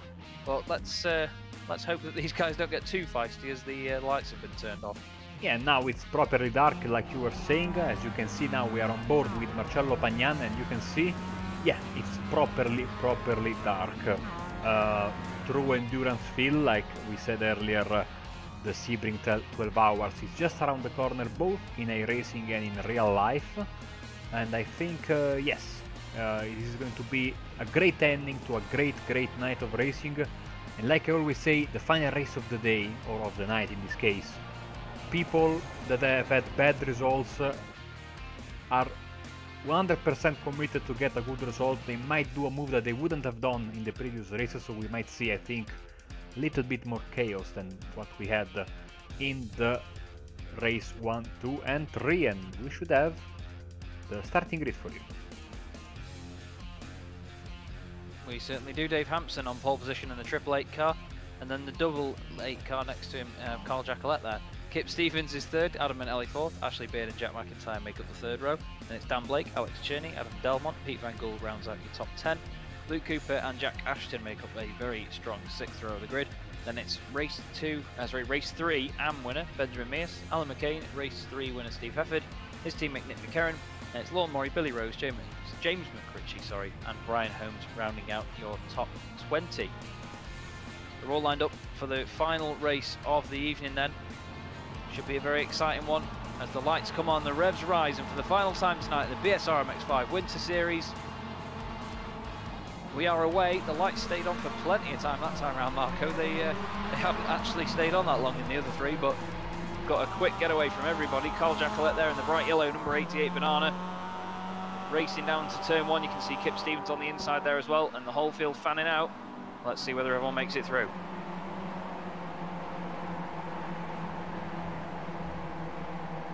Looks pretty clean so far. Oh, that's Craig Williams going on a completely different agricultural adventure on the right hand side, keeps it on the grass, which is probably the wise thing. Joins on quite nicely there. Behind, I think that's David Ayres. Oh, he's 3 wide with Scott Malcolm and Joe McDonald. Manages to survive though. The whole field doing very well there, Marco. Nice and clean that one. Yeah, I would say 4 for 4. I don't remember any major issues at the start tonight. I might be wrong, but seems to be good like this. And yeah, Hampson, McNally, Jacquelet, McIntyre, and Jacquelet goes for right. Oh, I think he gets the dreaded lap 1 slowdown, and this is going to cost him dearly. Yeah, it was going backwards. Luckily, they're not going to miss him in that livery, to be fair. Very yellow. Stands out a lot under headlights. But he really is suffering with that slowdown there. So many people have gone past him. He was leading the AM class as well. The grey and black car that you saw go past him there with the green wheels is Dan Blake, and he is leading the category now. Jacquelet is still his next rival in it, as Alex Cherney goes past him. Dave Hampson, though, still in the lead. Oh, Van Gool really close to the back of Dan Blake there. But you can see, once again, though, the pro drivers have managed to surface back up to the top. But look at this battle between, well, there is Adam McNally. His blue wheels pretty much glowing in the dark from that shot there. Dave Hampson having to do everything to defend. Well, we've not even finished lap 1 yet, and Hampson's already going to be feeling the pressure here, Marco. Absolutely, this is some absolutely fantastic racing. Track map has disappeared for some reason, as we are getting into Sunset Band for the first time in this 4th race of the day. Look at the slowdowns being served in the background, everyone weaving out of the way. In a way, I really want Jack McIntyre to win this race, and any regulars to the BSR MX5 Winter Series will want him to do so as well. He's a top lad, is Jack. Very quick racer, but he usually does a fancy bit of drifting if he wins a race. He's got incredible car control when it comes to this Mazda. I know he was doing some sort of scholarship actually at Silverstone recently, which he's managed to progress very well on. But he's got a really good fight on his hands here with Dave Hampson. Dave really sticking it to him. He's trying to get a really nice cutback, and it looks like he's just about going to make that work. It depends how late he is on the brakes here, Marco. Yes, and now once again on the inside, see there's McIntyre. Hampson is basically sitting now in front of Stevens, Beard and Czerny, as Stevens goes a bit wide there, but nothing major. I think we had an issue. Yeah, issue for Scott Malcolm, Marcello Pagnan, Mikey Key, and Anthony Ainsworth are all off already. Carl Jacquelet just went flying down the order a moment ago. I don't know whether we've got a possible replay of that. He was, I think it was near turn 1 because he wasn't too far down the order from these guys. Let's have a look. Here he is. On the inside into turn 1. Oh, he's not going to hit the wall. Oh, he's already lost it there. That's a big slide. Fair play to Alan McCain for missing that. That was brilliant. Fantastic stuff from Alan McCain not to hit him there. You could just see how he was managing the gap between the two cars all the way round. It was almost like a drifting tandem there, and that was brilliant to watch. Unfortunate for Jacquelet, but I bet from Alan McCain to me that would make for a very interesting watch. Well, Adam McNally, oh here we go. You know it too well, Marco. Oh, there's the rest of it. Oh, Malcolm loses it. Wow, this has not been Marcello Pagnan's night. That's wow, big crash there. I think also that was maybe Scott Malcolm involved in that. So yeah, it was Scott that lost it and then came across. But it happens quite a lot at Sebring, that, to be fair. It happened in one of the World GT races earlier in the season. Someone just lost it and ended up parked in the middle of the road, and when you come in out of that last corner on full throttle under lights, it's not the easiest place to spot someone if people are darting out of the way. In this straight, I think it was a 2014 Sebring 12 hours, or maybe the 2015 edition, an LMP2, sorry, a prototype challenge car spun and went, after a bit made a move to 180 to get back into pointing in the proper way, and just happened to do the iRacing, classic iRacing rejoin in the middle of the racing line, and that resulted in a massive crash with an oncoming car. So it happens in real life sometimes also. Great scenes here as they get so close to that wall. Adam McNally, literally, there was about a layer of vinyl on that wing mirror between him and that wall. That was so close. Jack McIntyre looking back at him then. Great job as always. Just see how committed these guys are around the corner. The body roll from the MX5, just the body language of how hard these guys are pushing this car. Great line of pro drivers here with Dan Blake just at the back. Once again, you can definitely tell you're on board with Adam McNally. He's blew everything. Obviously carrying the very strong branding of Excite Energy. These guys are very proud of the brand. They do everything they can to promote it. And on board with Stevens. Oh, there is Hampson on the outside, and now his teammate Cherney's going to get the run, or is he just going to let him stay in front? That was a really close moment for the pair of them there. And speaking of, we might get more of the same here, Marco, with McNally and McIntyre. It's the battle of the MCs. Let's see how they get on. Good car control there from McIntyre, actually dipping a wheel onto the grass. That so easily could have spat him out to the right hand side, couldn't it? Yeah, only McDonald missing from this battle, sadly is down into P21. And McRitchie. Oh yeah, you're right. Well, we've got a couple of them. We just need to try and get them together in the next one. For next time round. We just need to all give them penalties. Only people with M&C at the beginning of the name should get penalties for the next round, but I wouldn't wish that on them, as McNally wishes for the lead and gets it. But look how much it's brought these guys back into play now, though. Hampson within touching distance, and this is actually going to be quite interesting to see the slipstream down this straight here, Marco. There might be another change for the lead, if not anything else. And we are about to get, I think, the best camera shot of the night. We will see all the cars on a line on the Allman Straight. Look at that, fantastic stuff as they are fanning out. Everyone jostling for position. We are already past the halfway mark in this final race of the night, and it's, I mean, any one of this top, I think 10 guys can honestly win the race. Yeah, it's anyone's to play for at this point. So much action in such little time in these races, and that's what we've come to know and love from this series. 4 races a night sounds like a lot to most people, but when you see racing like we get from this, you just want more and more and more. Belmont fastest lap of the race, 2:25.4. Quite similar lap times to what we're getting earlier in the night. McNally and Hampson very close together.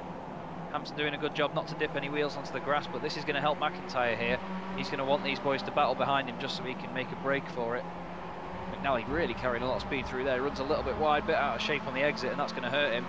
Just goes to show how different lines, while at one point in the corner might make a difference and get you further ahead, can actually hinder you in the long run there, Marco. It's, exactly.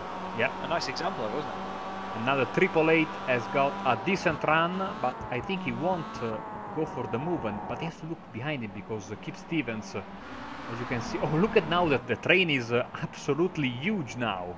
I think we have 10 cars into this oh wow. in this front pack. Look at the, I mean, this seems like rush hour here in Rome when it gets like around 5 p.m. and everybody's coming back from their job on the great ring road that we have around the city, which gets, yeah, basically something like this. You can see all the cars. If you're lucky enough to be in the opposite direction, the one that is empty, you see all this snake of cars stopped. And you can just laugh at them as you leave the city in peace. Exactly. Well, hopefully no one here is going to be leaving in peace tonight. They're going to give it everything till the flag. No matter if you are teammates, as it seems from Alex Cherney and Kip Stevens. Just behind them is Ashley Beard and Jack Ashton, once again proving that Excite Energy esports cars move in herds. They definitely don't move individually. There's always one where there's another one. And it's quite the same actually with Swift Cooper Esports recently, I've noticed. They follow a bit of a trend, and that's when it comes back to the teamwork being the strong aspect here, like we were saying earlier on in the night, as I think that's Jason Cooper in the background going for a bit of a ride on the grass. But like you said, Marco, good teamwork being shown tonight and a great train of cars for this battle for the lead. I absolutely love the different lines that these drivers take through Sunset Bend.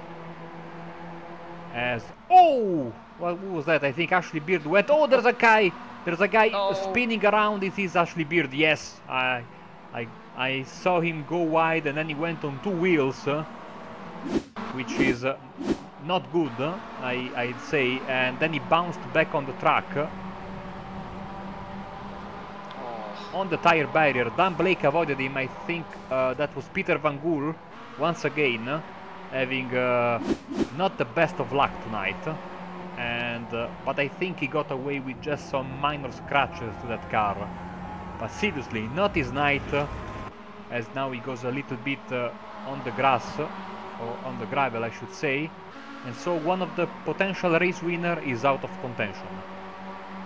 Yeah, Pete Van Gool always caught up in the incident somehow. He just managed to clip Beard as he came back across the track. Nothing he can do, of course, it's not his fault. These guys are really fighting amongst themselves. Look at that for close. That's Delmont and McCain deep into the hairpin they go. Benjamin Mears behind them looking for an opportunity as well. Great scrapping all the way up and down the field, no matter where we look. There's just fights everywhere. What a shot of all these guys though. I will try very quickly to tell the story that I was since race 2 I've been trying to say it. We have a corner in Italy named Sunset Bend. It's in the Misano circuit where they do DTM, Blancpain and MotoGP, no? But sadly the name is not relevant anymore because they've changed the sense of direction of the track to get MotoGP many years ago, so now the corner is not pointing towards the sunset, which is a bit sad. Yeah, that's disappointing. Well, it's Sunrise Bend now, I imagine, in the morning. But which is, you know, it's disappointing because they race, they have a night race in the Blancpain series and in the DTM there, so yeah, it would have been. Away the aspect of it, doesn't it? Yeah. Whilst here, when it's sunset, we get into the sunset when driving towards Sunset Bend, which also adds to the challenge of this very, very unique corner. 2 laps to go. Yeah, what more could you want? If you're going into a long corner with a lot of bumps in it, that's really difficult to navigate. Let's put the sun in your eyes just to see how much you enjoy it then. But someone that doesn't want the sun in his eyes or any headlights in his rearview mirror right now is Jack McIntyre. He wants to carry on pushing away from Adam McNally, and it's just not happening. But to be fair, Dave Hampson, what a job he's doing at the moment. 3rd place overall. Sticking with these guys as well. Doing a really, really fine job of it. He's not falling back. He's doing an Alan McCain really in race 3. Alan did a great job of sticking with the leaders. Not someone really, no offence to him, that I wouldn't associate with the very front of the field all the time, but yeah, they're doing a smashing job. And I don't really think that's all down to slipstream either. This is very much a driver skill circuit, this one, so it's very tough to navigate without losing momentum. Yes, and once again, you have the help of the track lighting, but still being quick at night means that most of the times that you have the track narrowed down and in your mind you have a clear idea of what you are doing. So as I think McNally fancies his chances at the race lead, McIntyre has been able to hold the first position so far and repel a couple of attacks from the Excite Energy driver, with Dave Hampson, like we said, waiting in the wings. I think that McNally, he tried for a move a few laps ago. He really needs to get a decisive move if he wants to win this race. Yeah, definitely. I think what McNally's going to do is play it tactically here. We see a lot of these guys wait behind their rivals until the last lap when slipstream can come into effect. So I think what he's going to do is just follow McIntyre closely enough so he gets a good run out of the final corner on the last lap. Sorry, the second to last, down the straight. Get it done into Sunset Bend and you've got a win on your hands there. He just doesn't want to let Hampson, well, Hampson's sort of taking himself a little bit out of contention there for this lap anyway. Running wide onto the grass. McNally takes a look anyway though. He's seen an opportunity and he's going to go for it. McIntyre's on the inside. A bit later on the brakes is McIntyre though. Look at that, the car control to get it turned in normally on such a compromised line is just great. Keeps his composure. And look at the run out of there. That's brilliant by McIntyre. Awesome stuff. And also a good run from Hampson. He might fancy his chances going to Sunset Bend as the white flag is in the air. 1 lap to go when they cross the start-finish line. Great run by the 888 car there. Will he go for a move? He does put it down the inside. Keeps it there as well. McNally squeezing him towards the wall. He's just about got it done. There's a tiny overlap though. He doesn't want to come across him there. McNally got the better run though because he was on the outside line. Carries more momentum. Onto the final lap we go. Hampson got a slight bit of slipstream from I don't know what slipstream is. Sorry, it's slipstream from McIntyre. McNally down the inside though. And they remain in situ as they were. Alex Cherney. Oh, McNally slides it and off he goes. Oh, that was a massive moment. It didn't look like it was that out of shape until it just snapped on him. Yeah, that was a very, very weird crash. Let's get on board once again with him. Car's completely written off as well. It's not behaving itself. Let's just see. Look, watch the lock that he puts in.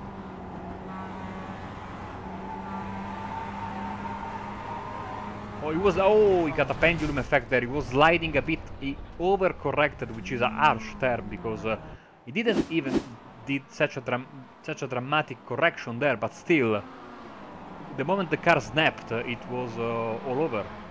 Yeah, you could just see it was a tiny bit of lock too much, and that's how much front end these guys run on these cars. They want to make sure that they get them properly turned in and get them behaving at the front end, but they often have them set up in a very oversteery fashion, to put it in a very strange term, as we see Hampson and Cherney really going at it on this last lap. Cherney will be very happy to finish in second place here. Obviously winning a race earlier this evening. Behind him in the background as well is his teammate fighting with Jack Ashton. That's Kip Stevens. Luke Cooper involved in that as well. Dave Hampson doing a great job of holding his own at the moment, but Jack McIntyre, it's looking like, is going to be the one to take this race victory if he just keeps it together. Luke Cooper and Jack Ashton kissing wing mirrors as they go down towards this complex here. On the brakes they go. Oh, Ashton looks to the inside of Stevens slightly to just sort of scare them out of it, I think. Luke Cooper making a tiny bit of contact. Dan Blake will be sat there laughing his head off all the way to the bank now, leading the AM category. He's on course for his second AM win of the night. Here it is then, Cherney on the back of Hampson. You can see McIntyre in the foreground. Look at that in the background. Blake against the wall. That was very close indeed. Down the inside, Hampson on Cherney then, still defending. Oh, there's contact between Cherney and Hampson as well, we heard that. But out the final corner and commence the drifty poos, Jack McIntyre wins the 4th race of the evening. Very happy with that, as you can see. Hampson beats Cherney over the line. Great drive by Hampson there. We've got the fireworks. Yay! And Blake just doesn't beat Ashton to the line. But we do have fireworks here in the sim. Wonderful stuff. I thought I read there were some issues with the fireworks with the new day-night transition, but apparently not. And we can enjoy them on board with our drivers. Rob Graham, you see on the left side of your screen. Beautiful stuff. I'm so happy.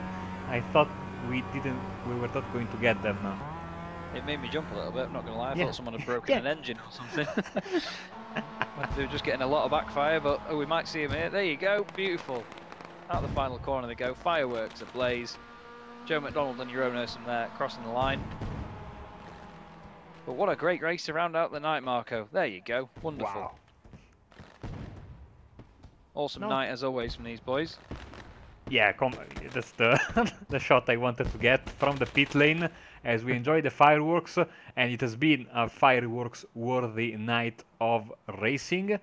And in just a second, we will give you the race results for the fourth and final race of the night. But I not wonder whether now. Jack McIntyre's drifting.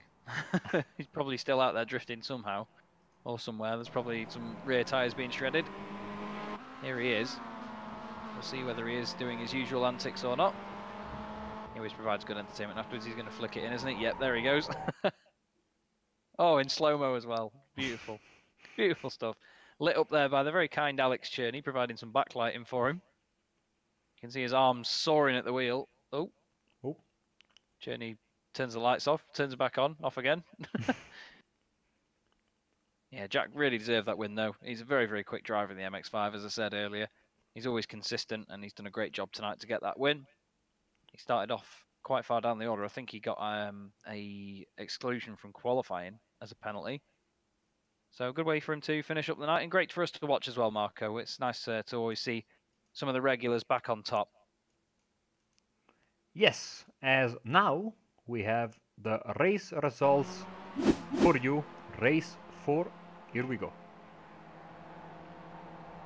Okay, so as we say, Jack McIntyre wins the final race of the evening ahead of Dave Hampson, Alex Cherney, Kip Stevens, Luke Cooper. Dan Blake wins the AM category in that one. Well done to Dan. Jack Ashton, Jason Cooper, Adam Delmont and Jamie Ayres round out your top 10. 11th is Alan McCain, another good result for him. Benjamin Mears, always up there in the AM category, in 12th. Pete Van Gool 13th, Charlie Summers 14th, Brian Holmes 15th, James McRitchie, another strong performance for him, finishing 3rd in AM, 16th overall. Nick McCarron is 17th with Craig Williams in 18th. Behind them is Lorne Murray in 19th, Rob Graham 20th, Craig Jones 21st, Roy Viverke 22nd, Ryan Walker 23rd, 24th is Carl Hardy, 25th Ashley Beard, Carl Jackalette is 26th with Joe McDonald and Jeroen Ursum, who we just saw across the line there, 27th and 28th. Anthony Ainsworth is 29th, Adam McNally rounds out your top 31 lap down, and then the guys who didn't finish, Cesare Rizzo, Steve Hefford, David Ayres, Billy Rose, Mikey Key, Scott Malcolm, and Marcelo Pagnon, 7 laps down there, so I believe he didn't actually take the start, Marco. I think he crashed very, very, very, very early in the race, but I cannot find it on the event viewer. Yes, here we go. Should have a look at Marcello's problem. The dark car on the outside, you can see there. Got a slowdown there, I think, or maybe not, as they were going all together in the backstretch. Seemed to be okay there, so he might have had a problem later, maybe this one. We'll get to the bottom of this, don't worry, as there are cars all over the place there. Let's see. Oh, here it is. I think he damaged his... I think that damages suspension or something like that, because you know, one of those hits that can really, really compromise your steering when you... And then he had another crash. Oh yeah, the big crash, of course, with... Oh yeah. How did I forget? There's a Scott Malcolm. He actually, to be fair, the Auto Mechnock Hill car, I think it was Roy Viverke or Benjamin Mears, I think they got very lucky there, to be fair, not to get turned around in that. It seemed when he hit him, it didn't completely affect the car. So, yeah, it was a bit fortunate for him, but obviously not for Marcelo and not for Scott, I'm afraid. Yes, seems like we have a nice queue of drivers for the interviews. And who are we going to pick, Chaz, for the first one? We'll bring in someone who we last spoke to at Suzuka. It's Mr. Billy Rose, who caught you off guard there. Billy, how are you doing? A little bit. Yeah, not too bad. Yourself? Yeah, we loved watching that one. That was a great night of racing. Different conditions. How did it feel out there? Yeah, it was. I was just discussing with Adam and Ryan that tonight for me just was not my night. This track is it's a really tricky track with this car. is probably the worst night I've had with the MX5s. But near the end, I started to get it. Got unlucky in that last race. Got sandwiched between Rizzo and I can't remember. There might have been Jason, but yeah, I had damage in that last race and then got spun. But yeah, it wasn't too bad. It's definitely a track you need to kind of, I think, say more preparation for on that one. Yeah, we were saying earlier on in the evening, just before we sort of got everything underway, that with it being such a bumpy circuit, obviously with it being an ex-airfield, it was going to be tough in this MX5 because the curbs are quite high as well. Did you feel like that was a big hindrance? Yeah, definitely. I mean, I'm not sure what turn it is, but there's a right-hand turn, and if you just go a little bit too far on the apex, it's a massive curb there, and it will put you on two wheels, and you will lose so much time. This track, I think, is one of them tracks where you have to be smooth, and if you just miss, miss your apex or just slightly get it wrong, you lose so much speed through the bends. And that's where I think I've lost a lot of positions tonight was just getting a couple of those apexes wrong, hitting those those big curbs, and it just ends up sending you wide, and you lose a lot of speed. And yeah, I think that was a little bit of my downfall tonight. But yeah, definitely a learning curve. Well, that's it. Every day's a school day, especially Well, in sim exactly. racing. It's a massive, massive slope that we all have to climb, but it's great Well, to watch you exactly. guys do it in such a way, really. Mm. I mean, I've come to that usual part of the broadcast where every week I don't know what track we're going to next. We're going to Bathurst. Bathurst next week. Yeah. Oh, well, I'll talk about slopes that you've got to climb. What do you think of that one? Yeah, we again, me and Adam and Ryan were just talking about. We think it's going to be, I think, a real mental race next week. I was just saying on that downhill, that left-hander, that blind one. If anything, any of the front runners spin or crash there, I think we could see some big smash ups. But at the same time, there's that long straight, and then you get that hard braking zone and such chicane. I think that's going to be really, really awesome to race and to watch. From both sides, to be honest. But yeah, I think next week is I'm looking forward to it more than what's happened tonight. So just got to look forward basically and hope for the best going into next week. Get some practice in over the weekend. Well, fingers crossed. If you get a race win or a podium or an AM win in there, Definitely. just launch it down the straight and jump the barrier for us because it's great to watch. We've seen a couple of guys do it before, and you just have to. It's like Jack McIntyre with his drifting. It's just you get an opportunity to jump a barrier at 130 mile an hour, you're going to do it. I mean, You yeah, can do it not definitely. hurt. I will. That will be my celebration. I'll fling it over, even if I get top 5 or anywhere, even top 10. I'll just fling it straight over it. Why not? I'll tell you what, Let's, we'll make a deal at this point now. We'll make a deal. Last race of the night, just Yeah. do it anyway. Just do it Okay. anyway. All right. Doesn't matter where I make it- finish. Yeah, we'll get in touch. If Alex is doing cameras next week, I'll send him a note. We'll get sorted and we'll watch you jump the barrier last race. There you go. We'll make All it. right. Okay. Well, what I'll do, I'll get some practice in jumping the barrier. See how high I can get, Okay. and then deal. we'll. Yeah. There you go. Then race 4. I'll see you there. Brilliant. Well, good luck next week, Billy. Anyone you want to Awesome. thank before you go? No, I think again, or just the team basically. As always, just constantly supporting. I've had a lot of good support from some of the teammates. Chris, yeah, we've had some. They're a good bunch of guys. Good on the feedback and all that. So yeah, always got to thank Northern Lights Racing for the opportunities. Basically. Smashing stuff. Well, good luck next week, mate. We'll see you then. Thank you very much. Bye bye. Billy Rose there. Fantastic to speak to as always. Like he said, not his evening, unfortunately, for Northern Lights Racing, but he's flying the flag solo for the team at the moment and doing a fine job of it. Marco, I'll give you second pick, mate. Yeah, we will get Ryan Walker in as, yeah, here we go. We should have him in the booth right now. Hello, Ryan. Hey, Marco. Hey, Charles. So, another interesting night of racing. Yesterday you were with me in the commentary booth for the Amateur Cup. What about, the transition from commentating the MX-5s around this track to racing the MX-5s around this track?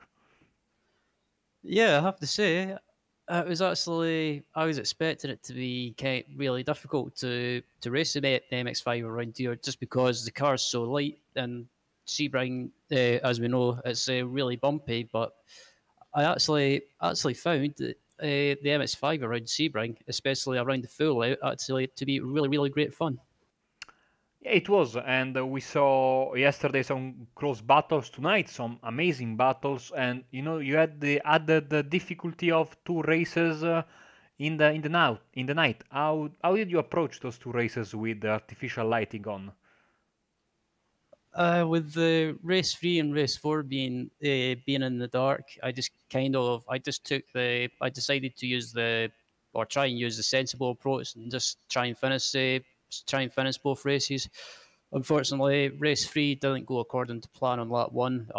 Heading down to the hairpin, I got collected and nudged into the wall by James McRitchie, but it was just a racing incident. In race 3 with me and James, it was just kind of with the cars being so close together, it just caused a concertina effect. And unfortunately, James tried to take avoided action, I think, and just clipped me and sent me into the wall. But race 4 was good. Unfortunately, had a little spin in race 4, but managed to keep it going and make it to the finish and collect points and finish in P23. So yeah, overall, I've enjoyed this evening, and it's more vital points for the team. It's unbelievable to say this because it seems yesterday that the season started, but next week is the final week of the season, final race of the season, and we go to Mount Panorama. I'm sure you love the track. Are you looking forward to that? Oh, absolutely! I love I love Mount Panorama and anything, be it the MX5, a GT car, a Skip Barber, just any car that I have in any series it's at Bathurst, official wise or league wise, I'm there and I'll race it. It's just an awesome track. Thank you very much, Ryan. Before we let you go, anyone you'd like to thank? Just a shout out to my teammates, Adam Bryan, Adam Delmont, Jack Aston. Trying to think. There's a few other people in the background as well, and also Beard. our main Ashley Beard as well. Yeah, thanks, Jazz. Is also our main sponsor as well, Excite Energy as well. So yeah, and also shout out to the team boss Adam McNally that puts the whole team together and does an awesome job of running it. Thank you very much, Ryan, and we will catch you in the next few days. Have a good night. All right, thanks, Marco. Thanks, Jazz, and see you guys next week. And thanks for the broadcast. Cheers, Ryan. Nice one, mate. Always good to speak to Ryan, our Apex colleague, Marco. Mm-hmm. He's got some proper pace in that MX5, hasn't he? Absolutely, and he talked about Adam McNally, and I think Chaz, I can bring him up, and he is all yours for the final interview of the night. It's always good to speak to Mr. McNally. Here he is. Adam, bit of a mixed night from your perspective. It seems that last race we were absolutely gutted for you. Then that looked like a really big hit. I was devastated. A bit of a tongue slapper. I thought I'd caught it, and then next thing I know, I was in the wall. We were in a really good position. It was a great battle. Absolutely enjoyed that battle, that last one. I had a great battle with Craig Williams race too as well. Yeah, sorry, mate. I was just going to say, it looks like there was some proper good scrapping out there tonight. We were loving it from up here. Obviously, with the changing conditions, as always, iRacing made it look very, very beautiful. In terms of results overall, are you guys happy? I mean, it seemed like race 1 went quite well. Over the moon for the team. Excellent result. Pretty much top 10, a couple of top 10s in every race. We've actually managed to take the lead in the team points now. So, right. Obviously, waiting for protests and that, but I don't think any of our drivers got involved in an incident. So, hopefully, we shouldn't keep that lead. Well, that's good then. It's always good to hear. We were obviously wondering about what would be happening with the team points because of the ultimate dominance by the Swift Cooper Esports boys in the first race, but their night didn't really seem to get much better from then on. It seemed to stay a bit sort of stale for them as it went on. Were you sort of keeping an eye out for that as you went, or just giving it everything from the get-go? Well, we were keeping an eye on it, but I think they were just pacing themselves, making sure they got a finish, because they still got top team for the night. Beat us by a few points, but we had a couple of DNFs. Mm-hmm. Like my DNF for one. Feel good that I let the team down with some points. But like I said, we've took the lead. Just see if we can keep it for these last few rounds. Fingers crossed then. 4 races at Bathurst to look at as well. Oh, obviously, Yeah, it's fun to drive when you're on your own, but I imagine with 40 MX5s that are all trying to go for the same piece of track, it might be a bit interesting. Are you feeling confident for it? Oh, it's going to be nuts. You see that video of the crash the other day? I can see something similar happening to that. Yeah, if you hadn't seen, I'm not quite. Was it on the Excite page? It was, wasn't it? Yeah, Yeah, it was, yeah. Ron Monza. Adam and the Excite boys shared a video from Monza the other day where I think it was about 15 cars crashed before they even got to the line. 17 out of 20. You need to go and have a look back at it because, I mean, while the standards of the driver may not be brilliant, it's something else if you want to go and give it a watch. So check out the Excite Energy iRacing team page. Adam, pleasure as always to speak to you, albeit a bit briefly. But we wish you all the best next week. We'll keep an eye on it. We've also made a deal with Billy Rose that he's got to jump the fence in the last race. So hopefully I'm up for that. you can do the same. So Yeah. we'll see you next week, mate. But before you go, is there anyone you want to give a shout out to? Yeah, you guys for doing the broadcast. Looking forward to watching it later.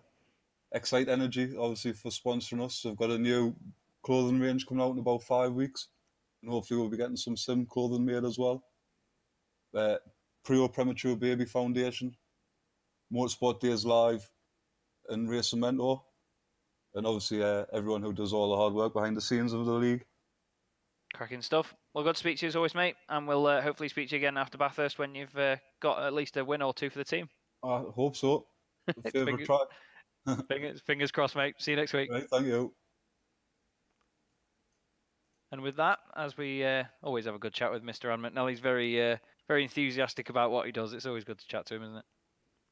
Absolutely, it was a lot of fun tonight. It was fantastic night of racing for us, and like I said, it's unbelievable to me that we are already at the end of the season. Week 12 in the official series, week 12 in the BSR series next week, but we still have a long way to go this week. Tomorrow, World F3 and iRacing Le Mans series back to back. The Le Mans series first and then the World F3. On Thursday, we have the BSR Radicals. And then on Saturday, Euro V8s and the special 90-minute race from Sebring with the IMSA cars. And on Sunday, we have the Apex Racing League Renault 3.5 Championship from Monza. So we still have a long way to go before next week starts. But I mean, we have all great series on fantastic tracks. We have Le Mans, Monza, we've got Imola, Sebring once again. So I think for the rest of the week, you are sorted, and it was a pleasure to be here with you just tonight. And same to you, mate. Great to work with you as always. Awesome stuff on the cameras. We hope everyone's enjoyed the broadcast tonight. It was certainly very fun from here. And of course, the racing was as fantastic as we always see it. We will join you next week again on the iRacing Esports Network for Bathurst, where we will hopefully see some more of the same brilliant racing. Thank you very much for your time tonight. We'll see you next week. Good evening.